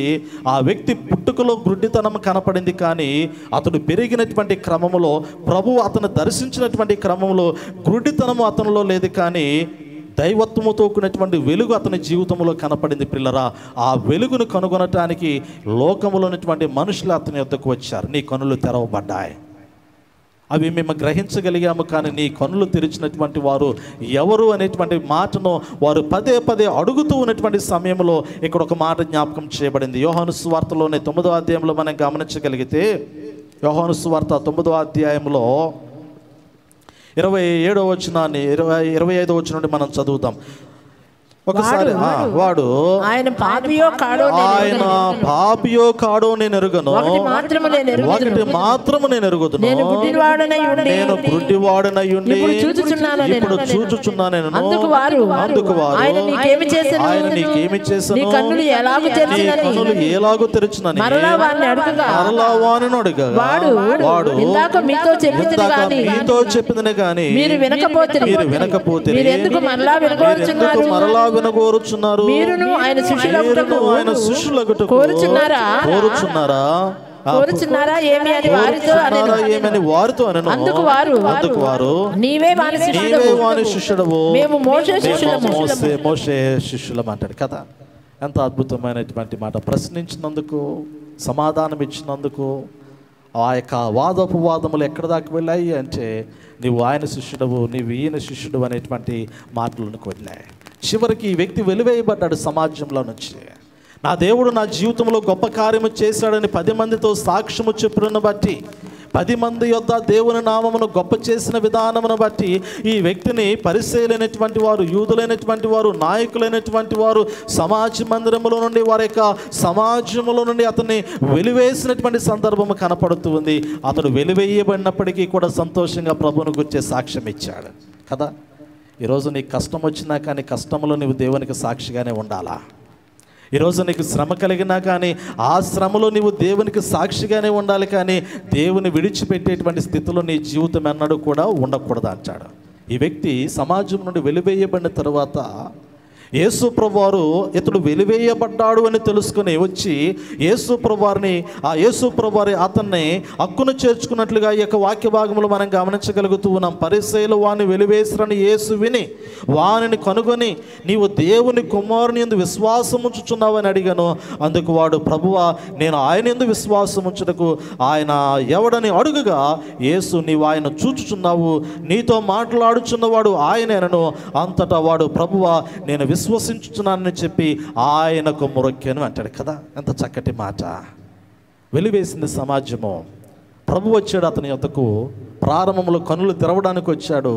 రెండోది ఆయన్ని హక్కును చేర్చుకుని తనతో నడిపించుకోవడానికి ప్రభు వచ్చాడు. ఈ 2024 సంవత్సరంలో నీ జీవితము మొదటి దినము మొదలుకొని నేటి దినము వరకు సంవత్సరాంతము వరకు కూడా దేవుని చేత నడిపించబడినటువంటి దినమే. ప్రతిదినము కూడా ప్రతిదినము దేవుని చేత నడిపించబడినటువంటి దినమే. కానీ ప్రతిదినము నీవు దేవుణ్ణి ఎలా హత్తుకోగలిగావా?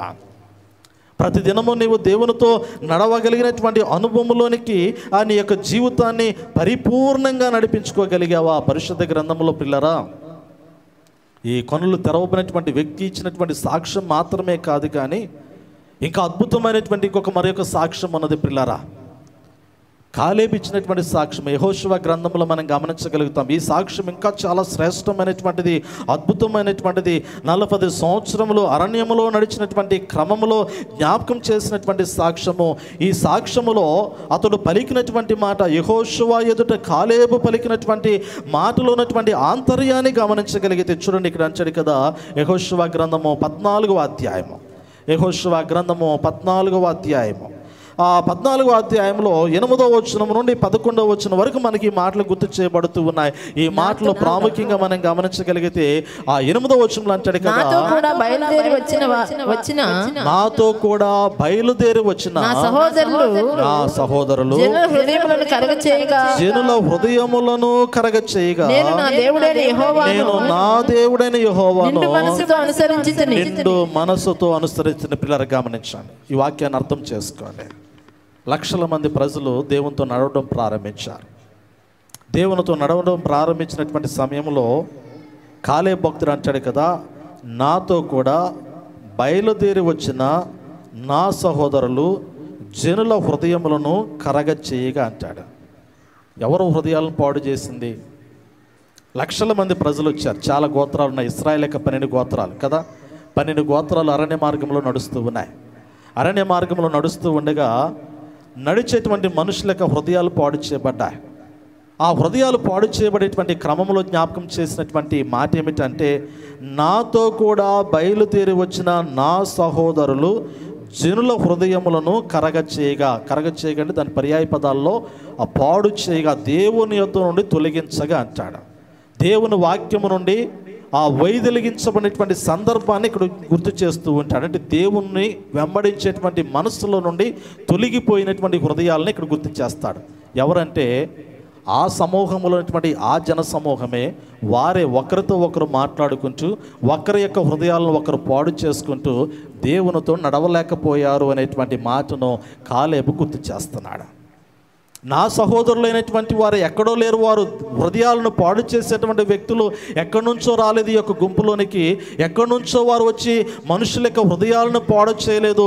దేవుని తట్టు ఉన్నటువంటి వారిని లోకం వైపు నడిపించేటువంటి వ్యక్తులు ఎక్కడో లేరు. కానీ ఇదిగో నా సహోదరులైనటువంటి వారే నాతో నడుస్తున్నటువంటి జనుల యొక్క హృదయాలను దేవుని యొద్ద నుండి తొలగించారంటాడు. వారి హృదయాలు దేవుని యొక్క మార్గములో కాకుండా ఆ ఐగుప్తులో ఉన్నటువంటి ఆశలకు అనుకూలంగా మారిపోవడానికి కారణం ఏమిటి అంటే, ఇదిగో నా సహోదరులైనటువంటి వారిలో కొద్దిమంది వారి యొక్క మనస్సులను పాడు చేశారు, వారి హృదయాలను పాడు చేశారు అంటాడు కదా. వీరు ఐగుప్తులో నడుస్తూ ఉండగా దేవుని అద్భుతాలు వారు చూస్తూ ఉండగా మాంసాహారం కొరకు దేవుని మీద శనిగారు. ఐగుప్తులో ఉన్నప్పుడైనా ఏమో కదా, ఎంత బానిస బ్రతుకు బతికినా కానీ అక్కడ మాంసాహారంతో కూడినటువంటి ఆహారం మాకు దొరికిందా అంటారు. ఈ అరణ్యంలోనికి వచ్చాము. అరణ్యంలోనికి వచ్చిన తర్వాత మా పరిస్థితి ఎలా మారిపోయిందంటే, ఏదో దేవుడు దయతలిసి ఇస్తే తప్ప తినటానికి మాకు ఇష్టమైనటువంటి ఆహారం ఎక్కడ మాకు దొరకట్లేదు అనేటువంటి ఒక ఆలోచన. అదేమంటే మన్నా, కొత్తిమీరతో కూడినటువంటి ఆహారము మన్నాను దేవుడు మాకు దయచేస్తున్నాడు అనేటువంటి ఒక ఆలోచన. మాంసాహారము కొరకు ఏడ్చిన దినాలు కనపడుతూ ఉన్నాయి. నీటి కొరకు సనిగినటువంటి దినాలు కనపడుతూ ఉన్నాయి. దేవుని మీద సనిగి, దేవుని మీద గొనిగి, దేవుని మీద తిరుగుబాటు చేసినటువంటి దినాలు 40 సంవత్సరంలో అరణ్య ప్రయాణంలో కనపడుతూ ఉన్నాయి. మరి ఈ 365 దినాల్లో అటువంటి రోజులు ఏమైనా మన జీవితాల్లో కనపడ్డాయా? ఈ 365 రోజుల్లో ఏ రోజైనా కానీ నువ్వు దేవునికి వ్యతిరేకంగా సనిగినటువంటి దినములు నీ జీవితంలో ఉన్నాయా? దేవుణ్ణి విడిచిపెట్టినటువంటి దినములు నీ జీవితంలో ఉన్నాయా? దేవునికి వ్యతిరేకంగా నీ మనసు కరిగిపోయి లోకములో కలిసిపోయినటువంటి దినములు ఏమైనా ఈ 365 రోజుల్లో ఉన్నాయా? ఏమో ఒకసారి పరిశీలన చేసుకో. భక్తుడు అంటాడు కదా, కాలేబు భక్తుడు అంటాడు కదా, నేనైతే నిండు మనసుతో నా దేవుణ్ణి అనుసరించాను అంటాడు. నా సహోదరుల యొక్క హృదయాలు కరిగిపోయాయి, నా సహోదరుల యొక్క మనసులు దేవునితో లేకుండా పోయాయి. నా సహోదరులైనటువంటి వారు, సహోదరులైనటువంటి వారు ఆత్మతోనూ సత్యముతోనూ ప్రభువుని ఆరాధించేటువంటి స్థితిలో వారి జీవితాలు నడిపించుకోలేకపోయారు. కానీ దేవుని యొక్క మహోన్నతమైనటువంటి కృప ఏమిటంటే, కష్టం వచ్చినా, శ్రమ వచ్చినా, బాధ వచ్చినా, వేదన వచ్చినా, ఎటువంటి ఆటంకం వచ్చినా కానీ నిండు మనసుతో నేను నా దేవుని వెంబడించేటువంటి హృదయాన్ని దేవుడు నాకు దయచేశాడు అంటాడు. ఇది కాలేబు ఇస్తున్నటువంటి సాక్ష్యము ప్రియులారా.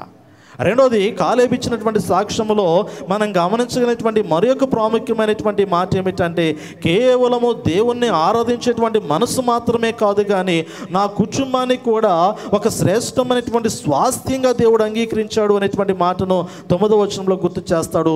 10వ వచనాన్ని మనం గమనించగలిగితే 10వ వచనంలో అంటాడు కదా, యెహోవా చెప్పినట్లు యెహోవా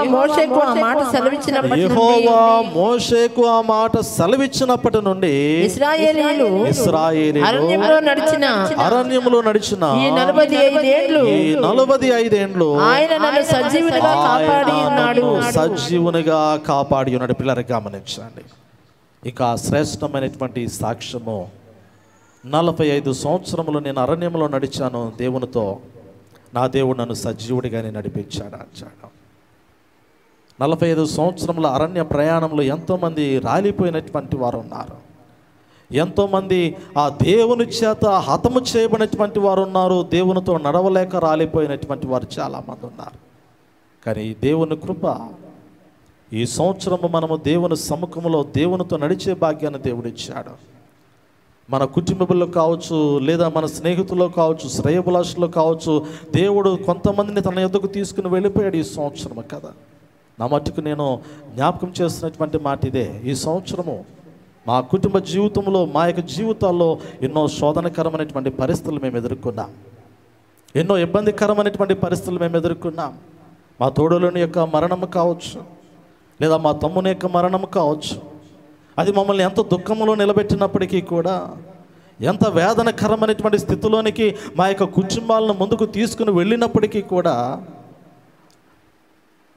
హృదయ లోతుల్లో భయంకరమైనటువంటి గాయములు చేయబడి ఉన్నప్పటికీ కూడా, కానీ దేవుడు చాలా గొప్పవాడు, విడిచిపెట్టలేదు. తన కృప చేత బలపరిచినటువంటి వాడై మరలా మా యొక్క జీవితాలను ముందుకు కొనసాగించుకొని ఉన్నాడు. నేను అనుకున్నాను, శనివారం రోజు మా తమ్ముడు మరణించినటువంటి సమయంలో, భూస్థాపన చేసినటువంటి క్రమంలో చాలామంది సంఘస్థులు కూడా అడిగారు, ఆదివారం తెల్లవారుజామున పాస్టర్ గారు రారేమో అనేటువంటి ఆలోచన. శనివారమే కదా తమ్ముడు చనిపోయింది, ఆ దుఃఖంలో వేదనలో వచ్చారు అనేది. రాత్రికాల సమయంలో, శనివారం సాయంకాల సమయంలో బర్రెలు చేసి మరలా ఆదివారము దేవుని మందిరంలో నిలబడి యథావిధిగా వాక్యం చెప్పి మరలా మిగిలినటువంటి కార్యక్రమంలోనికి వెళ్ళిపోయాం. ఇది కేవలము దేవుని యొక్క కృపే. ఆయన తన చేత బలపరుచుకొని తన బిడ్డగా తన సముఖంలో తన సన్నిధిలో నిలవబెట్టుకొని వాడుకోవడానికి దేవుడు అనుమతించినటువంటి కృప చేత నడిపించబడినటువంటి సాక్ష్యం ఈ సంవత్సరం నా జీవితంలో ఉంది. ప్రేమించినటువంటి వారిని చూశాను, ద్వేషించినటువంటి వారిని చూశాను, కష్టాలు చూశాను, సంతోషాన్ని అనుభవించాను. ఈ లోకంలో ఎన్నో విపత్కరమైనటువంటి పరిస్థితులు ఈ సంవత్సరం నేను అనుభవించినటువంటి దినాలు నాకు ఎన్నో ఉన్నాయి. కానీ దేవుడు చాలా గొప్పవాడు, దేవుడు చాలా గొప్పవాడు. ఆయన ఎక్కడ విడిచిపెట్టలేదు కదా. ప్రేమను పంచినటువంటి వారు ఉన్నారు, ద్వేషించినటువంటి వారు ఉన్నారు, గాయపరిచినటువంటి వారు ఉన్నారు, గాయముల మాన్పుటకు మాట్లాడినటువంటి వారు ఉన్నారు. అవన్నీ కూడా అనుమతించబడినటువంటివి దేవుని చేత. కానీ దేవుడు ఎంత శ్రేష్టమైనటువంటి వాడంటే, సజీవునిగా తన కృప చేత తన సముఖంలో తన సన్నిధిలో తన సాక్షిగా ముందుకు కొనసాగించుకునేటువంటి దినములు కనపడుతూ ఉన్నాయి. దేవుని యొక్క వాక్యములు ఇక్కడే అంచాడు కదా, కాలేబు భక్తుడు జ్ఞాపకం చేసినటువంటి మాటలు మనకు కనపడుతూ ఉంది కదా, మనం గమనించగలిగితే 11వ వచనంలో అంచాడు కదా, మోషే నన్ను పంపినాడు, నాకెంత బలమో నేటి వరకు నాకంత బలం అంటాడు కదా. గొప్ప సాక్ష్యము కాలేబు ఇచ్చినటువంటి సాక్ష్యం. ఒకటి, నా దేవుణ్ణి నేను నిన్ను మనసుతో వెంబడించేటువంటి ఆ శ్రేష్టమైనటువంటి కృప దేవుడు నాకు దయచేశాడని కాలేబు సాక్ష్యం ఇచ్చాడు. రెండోది, నా స్వాస్థ్యమును ఆశీర్వాదకరంగా దేవుడు ఉంచాడని సాక్ష్యం ఇచ్చాడు. మూడోది, నన్ను సజీవుడిగా దేవుడు 45 సంవత్సరంలో అరణ్య ప్రయాణంలో నడిపించి స్వాస్థ్యాన్ని నాకు అనుగ్రహించాడని సాక్ష్యం ఇచ్చాడు. నాలుగోది, 40వ సంవత్సరంలో నాకు ఏ బలం ఉందో 85వ సంవత్సరంలోనికి వచ్చిన తర్వాత కూడా అదే బలము నాకుంది అని సాక్ష్యం ఇస్తూ ఉన్నాను. నాకెక్కడ బలము తగ్గలేదు, నాకెక్కడ బలము తగ్గలేదు, ఎక్కడ శక్తిహీనుడిగా నేను మార్చబడలేదు, కానీ శక్తి నొందినటువంటి వాడిగా, బలము నొందినటువంటి వాడిగా నేను ఆయన పాదాల చెంత కనపడి ఉన్నాను అనేటువంటి మాటను ఇక్కడ కాలేబు భక్తుడు శ్రేష్టమైనటువంటి సాక్ష్యం ఇచ్చినట్లుగా దేవుని యొక్క వాక్యంలో జ్ఞాపకం చేస్తూ ఉన్నాడు. నిజమే పిల్లరా, సజీవమైనటువంటి సాక్ష్యము పరిశుద్ధ గ్రంథములో తండ్రి అయినటువంటి దేవుడు కుమారుడైనటువంటి యేసు ప్రభువాన్ని గురించినటువంటి ఇచ్చిన సాక్ష్యంలో అనేకమైనటువంటి సాక్ష్యములు కనపడుతూ ఉన్నాయి. చివరికి ఇంకొక మాట నేను మీకు గుర్తు చేసి దేవుని యొక్క వాక్యాన్ని ముగించడానికి ఇష్టపడుతూ ఉన్నాను. సాక్ష్యముల గురించి ఇప్పటి వరకు జ్ఞాపకం చేయబడినటువంటి మాటల్లో ప్రవక్తలైనటువంటి వారు కావచ్చు, అపోస్తులైనటువంటి వారు కావచ్చు, దేవుని గురించి సాక్ష్యం ఇచ్చారు. రెండోది, ఇంకొక మాట జ్ఞాపకం చేసి ఉన్నాను కదా, గుడ్డివాని యొక్క జీవితంలో కావచ్చు, లేదా ఇక్కడ కాలేబు ఇచ్చినటువంటి సాక్ష్యము కావచ్చు, వారి జీవితాల్లో దేవుడు చేసినటువంటి గొప్ప కార్యాలను బట్టి వారు సాక్ష్యం ఇచ్చారు. మొదటిగా నేను మీకు జ్ఞాపకం చేసిందేమో, పరిశుద్ధుడైనటువంటి యోహాను భక్తుడు, బాప్తిస్మిచ్చి యోహాను భక్తుడు, అపోస్తులైనటువంటి వారు క్రీస్తుని గురించి, దేవుని గురించి సాక్ష్యం ఇచ్చారు. అదే సమయంలో దేవుని యొక్క లేఖనాల్లో కాలేబు భక్తుడు కనులు తెరవబడినటువంటి గుడ్డివాని యొక్క కనులు తెరవబడినటువంటి సమయంలో అతడు యేసు క్రీస్తుని గురించి సాక్ష్యం ఇచ్చారు. క్రీస్తు ద్వారా వారు పొందుకున్నటువంటి అద్భుతాలను, దేవుని గురించి, దేవుని యొక్క అద్భుతాలు వారి జీవితంలో ఏమై ఉన్నాయో వారు సాక్ష్యం ఇచ్చారు. మూడోది, ఇంకొక చిన్న మాటను సాక్ష్యం గురించి జ్ఞాపకం చేస్తాను. దేవుడే సాక్షిగా నియమించినటువంటి సాక్ష్యం గురించి జ్ఞాపకం చేస్తాను. లోకములో సకల మానవాళి మీద దేవుడు నియమించినటువంటి సాక్షుల గురించి జ్ఞాపకం చేస్తాను. క్లుప్తంగానే జ్ఞాపకం చేస్తాను. ఈ విషయంలో ఎక్కువ సమయాన్ని నేను తీసుకొని, కానీ క్లుప్తంగా జ్ఞాపకం చేసే మాటల్లో దేవుడే సాక్షులు నియమించాడు సకల మానవాళి మీద. ఆ సాక్షులు ఎవరు అంటే చెప్పండి, ఎవరైనా మీకు ఐడియా ఉందా? దేవుడు నియమించినటువంటి సాక్షులు మన మీద, మన గురించి సాక్ష్యం ఇవ్వటానికి భూమి ఆకాశములు. గుడ్, చాలా సంతోషము. నిజంగా చక్కగా ఒకసారి చెప్పినటువంటి వారు చప్పట్లు కొట్టండి. అందరూ చప్పట్లు కొట్టడానికి కూడా మనసు రావట్లా. ఇదే జ్ఞాపకం చేసింది, మనసు లేనటువంటి వారమై మనము ఉండకూడదు. ఎంకరేజ్ చేయాలి, ఒకరినొకరు ఎంకరేజ్ చేసుకోవాలి. నిజమే కదా. దేవుని యొక్క వాక్యంలో ద్వితీయోపదేశకాండము 30వ అధ్యాయము 19-20 వచనాలు గమనించగలిగితే, నేడు జీవమును మరణమును ఆశీర్వాదమును శాపమును నేను నీ ఎదుట ఉంచి భూమి ఆకాశములను మీ మీద సాక్షులుగా నియమించాను అంటాడు కదా. ఈరోజు మన గురించి సాక్ష్యం ఇవ్వడానికి దేవుడు నియమించినటువంటి వాటిలో మొట్టమొదటిగా మనము నివసిస్తున్నటువంటి భూమి, మనల్ని చూస్తున్నటువంటి మన పైన ఉన్నటువంటి ఆకాశము ఒక్కరోజు మన గురించి ఇవి మాట్లాడబోతూ ఉన్నాయి. దేవుడు వాటికి నోరిస్తాడు, అవి మాట్లాడబోతూ ఉన్నాయి. రెండో సాక్ష్యము చెప్పండి, ఇంకొక మాట. రెండోది ఇంకొక మాట గుర్తు చేసుకొని ఇంకొక సాక్ష్యము, మన మీద నియమించబడినటువంటి సాక్ష్యము. ఇంకొక సాక్ష్యం ఉంది. ఆకాశ పక్షులు సాక్షులుగా లేరమ్మా. పర్లేదు, చెప్పండి, కొంచెం అన్న ఆలోచన చేయండి. ఇంకొక సాక్ష్యం ఉంది, దేవుడు నియమించినటువంటి సాక్ష్యము. యెహోషువ గ్రంథం 24వ అధ్యాయం తీయండి ఒకసారి, బైబిల్ తీయండి. అందరూ కూడా చక్కగా ఈ మాట చదువుకుని మనం ప్రార్థన చేసుకుందాం. యెహోషువ గ్రంథము 24వ అధ్యాయము 25-27 వచ్చిన వరకు లేఖన భాగాన్ని ఒక్కసారి పరిశీలన చేయండి. యెహోషువ గ్రంథము 24వ అధ్యాయము. అట్లు యెహోషువ ఆ దినమున ప్రజలతో నిబంధన చేసి వారికి శెకెములో కట్టడను విధిని నియమించి దేవుని ధర్మశాస్త్ర గ్రంథములో ఆ వాక్యములను వ్రాయించి పెద్ద రాతిని తెప్పించి యెహోవా పరిశుద్ధ స్థలములోనున్న సింధూర వృక్షము దానిని నిలవబెట్టి జనులందరితో ఇట్లనెను, ఆలోచించుడి యెహోవా మనతో చెప్పిన మాటలన్నీ ఈ రాతికి వినబడిన గనుక అది మన మీద సాక్షిగా ఉండెను. పిల్లరా, దేవుని యొక్క వాక్యంలో ఈ బండను గురించి జ్ఞాపకం చేస్తాను. మా అందరికీ తెలుసు బండ కదా. పాత నిబంధన కాలంలో దేవుడు వారి మధ్యలో ఎలాంటి సాక్ష్యాన్ని పెట్టాడు అంటే, ఈ వాక్యములు అంటాడు యెహోషువ కాలంలో రాయించినటువంటి మాటలను గురించి, దేవుని యొక్క ధర్మశాస్త్ర గ్రంథములన్నిటినీ కూడా వాక్యములన్నిటినీ కూడా ఒక రాతి మీద వ్రాయించి దేవుడు వాటిని తీసుకుని వచ్చి ఎక్కడ నిలబెట్టమన్నాడు అంటే, యెహోవా పరిశుద్ధ స్థలములోనున్న సింధూర వృక్షము క్రింద దాన్ని నిలవబెట్టించమని దేవుడు ఆజ్ఞాపించాడు. యెహోవా పరిశుద్ధ స్థలములో ఉన్నటువంటి సింధూరమణం అనేటువంటి వృక్షము క్రింద ఆ యొక్క వాక్యములతో ధర్మశాస్త్రములతో రాయించమనేటువంటి ఒక పలకను అక్కడ దేవుడు పాతించాడు. యెహోషువ దేవుడు చెప్పిన మాట ప్రకారంగా దేవుని వాక్యములన్నిటినీ కూడా ఒక రాతి మీద వ్రాసి ఆ రాతిని తీసుకుని వచ్చి అక్కడ పాతి ఆ రాతిని ప్రతిష్ఠించారు. అక్కడ రాతిని ప్రతిష్ఠించారు. ఆ ప్రతిష్ఠించినటువంటి రాయి ఇప్పుడు ఏమి చేస్తూ ఉందంటే మాటలు వినటం ప్రారంభించిందంట కదా. వాక్యాన్ని మనం గమనించగలిగితే అంటాడు కదా, జనులందరితో ఈ విధంగా మాట్లాడుతూ ఉన్నాడు యెహోషువ భక్తుడు. దేవుని మాటను జ్ఞాపకం చేస్తూ ఉన్నాడు. ఆలోచించండి, యెహోవా మనతో చెప్పిన మాటలన్నీ ఎవరికి వినపడ్డాయి? ఏ రాతికి వినపడ్డాయి అంటాడు. ఈరోజు కేవలం మీరు మాత్రమే దేవుని మాటలు వినలేదు, కానీ అక్కడ అంటాడు కదా, మన మధ్యలో దేవుడు నాటించినటువంటి లేదా పాతించినటువంటి లేదా ప్రతిష్ఠించినటువంటి దేవుని వాక్యము రాయబడినటువంటి ఈ రాయి కూడా ఈరోజు దేవుని మాట, దేవుడు ఏమైతే చెప్పాడో ఆ మాట ఈ రాయి విన్నది. రేపటి దినమున ఈ రాయి ఎలా సాక్ష్యం ఇవ్వబోతుందంటే, క్రొత్త నిబంధన కాలంలో ఆ రాయే శరీరధారిగా మన మధ్యలోనికి వాక్యమై వచ్చినటువంటి రాయిగా కనపడుతూ ఉన్నాడు. ఆయనే సజీవుడైనటువంటి దేవునిగా కనపడుతూ ఉన్నాడు. ఇప్పుడు ఈయన మన గురించి దేవుని ఎదుట సాక్ష్యం ఇవ్వబోతూ ఉన్నాడు. ఆయన వింటూ ఉన్నాడు మన గురించి.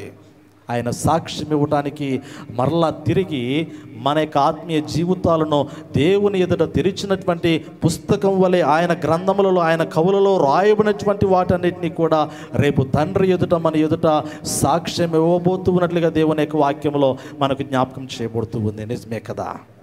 చాలా ప్రాముఖ్యమైనటువంటి మాట. రేపటి దినమున నీ గురించి సాక్ష్యం ఇవ్వటానికి దేవుడు సిద్ధపరిచినటువంటి ఒక రాయి ఉంది. అది ప్రభు అయినటువంటి యేసుక్రీస్తే. ఈరోజు మరి ఎలాంటి సాక్ష్యమును నీవు దేవుని ఎదుట కలిగి ఉన్నావు? నీవు దేవుని గురించి ఎలాంటి సాక్ష్యం ఇస్తూ ఉన్నావు? అన్యజనుల మధ్య నీవు ఎలాంటి సాక్ష్యమును కలిగి ఉన్నావు?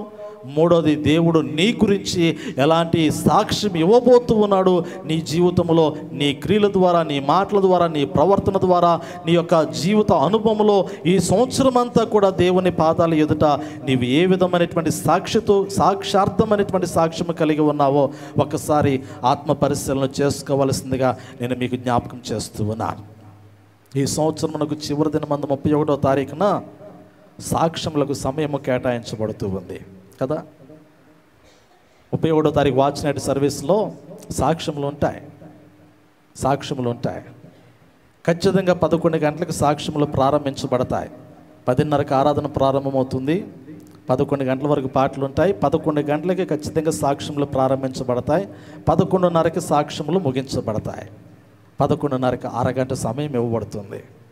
ఈ అరగంట సమయంలో ప్రేరేపించబడినటువంటి వారు 2 నిమిషాల్లో క్లుప్తమైనటువంటి దేవుని గురించి ఏ సాక్ష్యమో, ఒక మాట 2 మాటలు, అసలు దేవుని గురించి, ఆశీర్వాదాల గురించి పక్కన పెట్టండి, అది అందరికీ జీవితాల్లో ఆశీర్వాదాలు ఉంటాయి. దేవుడు ఈ సంవత్సరము నీ జీవితంలో నీ పట్ల కలిగినటువంటి లేదా నీవు దేవుని పట్ల కలిగి ఉన్నటువంటి ఆత్మీయతలో నుంచి నీవు ఏ విధంగా క్లుప్తమైనటువంటి సాక్ష్యం ఇవ్వగలుగుతావో ఒకసారి పరిశీలన చేసుకొని సిద్ధపడి రండి. దేవుని నామాన్ని హెచ్చించడానికి ఇచ్చేటువంటి సాక్ష్యము, దేవుని ఆశీర్వాదాలు మన జీవితంలో ఉన్నాయి. ఇది కామన్. అది మనము అద్భుతాలు జరిగినప్పుడల్లా మనం సాక్ష్యం ఇస్తాం దేవుని ఎదుట నిలబడి. నీవు దేవుని నామాన్ని గొప్ప చేయడానికి ఇచ్చేటువంటి సాక్ష్యము, నీ ఆత్మీయమైనటువంటి సాక్ష్యము ఏమై ఉన్నదో అది రేపు 31వ తారీఖు వాచ్ నైట్ సర్వీస్లో సాక్ష్యములు పంచుకోవడానికి దేవుడు మీ మనస్సులు ప్రేరేపించినట్లయితే, మీ హృదయాలు ప్రేరేపించినట్లయితే, ఆ సాక్ష్యము మీకున్నట్లయితే రేపు 31st నైట్కి సిద్ధపడి రమ్మని ప్రభు పేరట నేను మనవి చేస్తూ ఉన్నాను. తలలు వంచండి, ప్రార్థన చేసుకుందాం.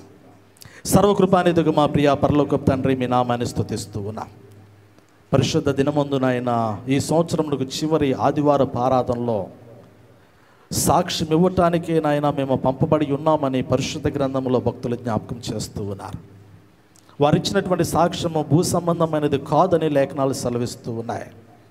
దేవుని గురించినటువంటి సాక్ష్యము, కుమారుని గురించినటువంటి సాక్ష్యము, పరిశుద్ధులైనటువంటి యోహాను భక్తుడు ఇచ్చిన, బాప్తిస్మ ఇచ్చి యోహాను ఇచ్చిన, శిష్యులు ఇచ్చిన, ఆనాటి దినాల్లో రక్షించబడినటువంటి క్రైస్తవుడు ఇచ్చిన ప్రతి సాక్ష్యము కూడా అది భూ సంబంధమైనటువంటి సాక్ష్యముగా లేదు, కానీ రక్షకుడైనటువంటి, విమోచకుడైనటువంటి దేవుని గురించినటువంటి సాక్ష్యముగా ఆ సాక్ష్యములు ఉన్నట్లుగా లేఖనాల్లో జ్ఞాపకం చేయబడుతూ ఉన్నాయి. యెహోషువ భక్తుడు ఇచ్చినటువంటి సాక్ష్యము, కాలేబు భక్తుడు ఇచ్చినటువంటి సాక్ష్యము, ఒక గురిటివాడు కనులు తెరవబడిన తర్వాత ఇచ్చినటువంటి సాక్ష్యము, అవి క్రీస్తును గూర్చినటువంటి సాక్ష్యములుగా లేఖనాల్లో జ్ఞాపకం చేయబడినట్లుగా మేము చూడగలుగుతూ ఉన్నాం. ఈ 2024 సంవత్సరంలో నాయన మమ్మలను కూడా సజీవ సాక్షులుగా మీరు నీ పాదాల చెంత నిలవబెట్టుకుంటూ ఉన్నారు. మేము సజీవులుగా ఉన్నాము అంటే అదే ఒక గొప్ప సాక్ష్యము నాయన. మా హృదయాల్లో మీరు చేసినటువంటి గొప్ప కార్యాలు అనేకములై ఉన్నాయి. మీరు మమ్మల్ని నడిపించినటువంటి విధానము, మీరు మమ్మల్ని పోషించినటువంటి విధానము, మీరు మమ్మల్ని సంరక్షించినటువంటి విధానము, మీరు మా జీవితాల్లో మేము ఊహించలేనటువంటి, లెక్కించలేనటువంటి మేలుకరమైనటువంటి కార్యములు చేసినటువంటి విధానములు, అవన్నీ కూడా మా యొక్క జీవితంలో అన్యజనుల ఎదుట, సమాజం ఎదుట, సంఘములో సజీవమైనటువంటి సాక్షులుగా ఆ సాక్ష్యములు ఉండటానికి నేను మీరు కృపనిచ్చారు. అందుని బట్టి మిమ్మల్ని స్తుతిస్తూ ఉన్నాను. వాక్యమైనటువంటి ప్రతి ఒక్కరూ కూడా ఈ సంవత్సరాంతంలో ఒక శ్రేష్టమైనటువంటి సాక్షార్థమైనటువంటి జీవితాన్ని కలిగి ఉండటానికి నీ కృపను అనుగ్రహించి నడిపించమని యేసు క్రీస్తు నామములో అడిగి వేడుకొనుచున్నాము తండ్రి. ఆమేన్, ఆమేన్.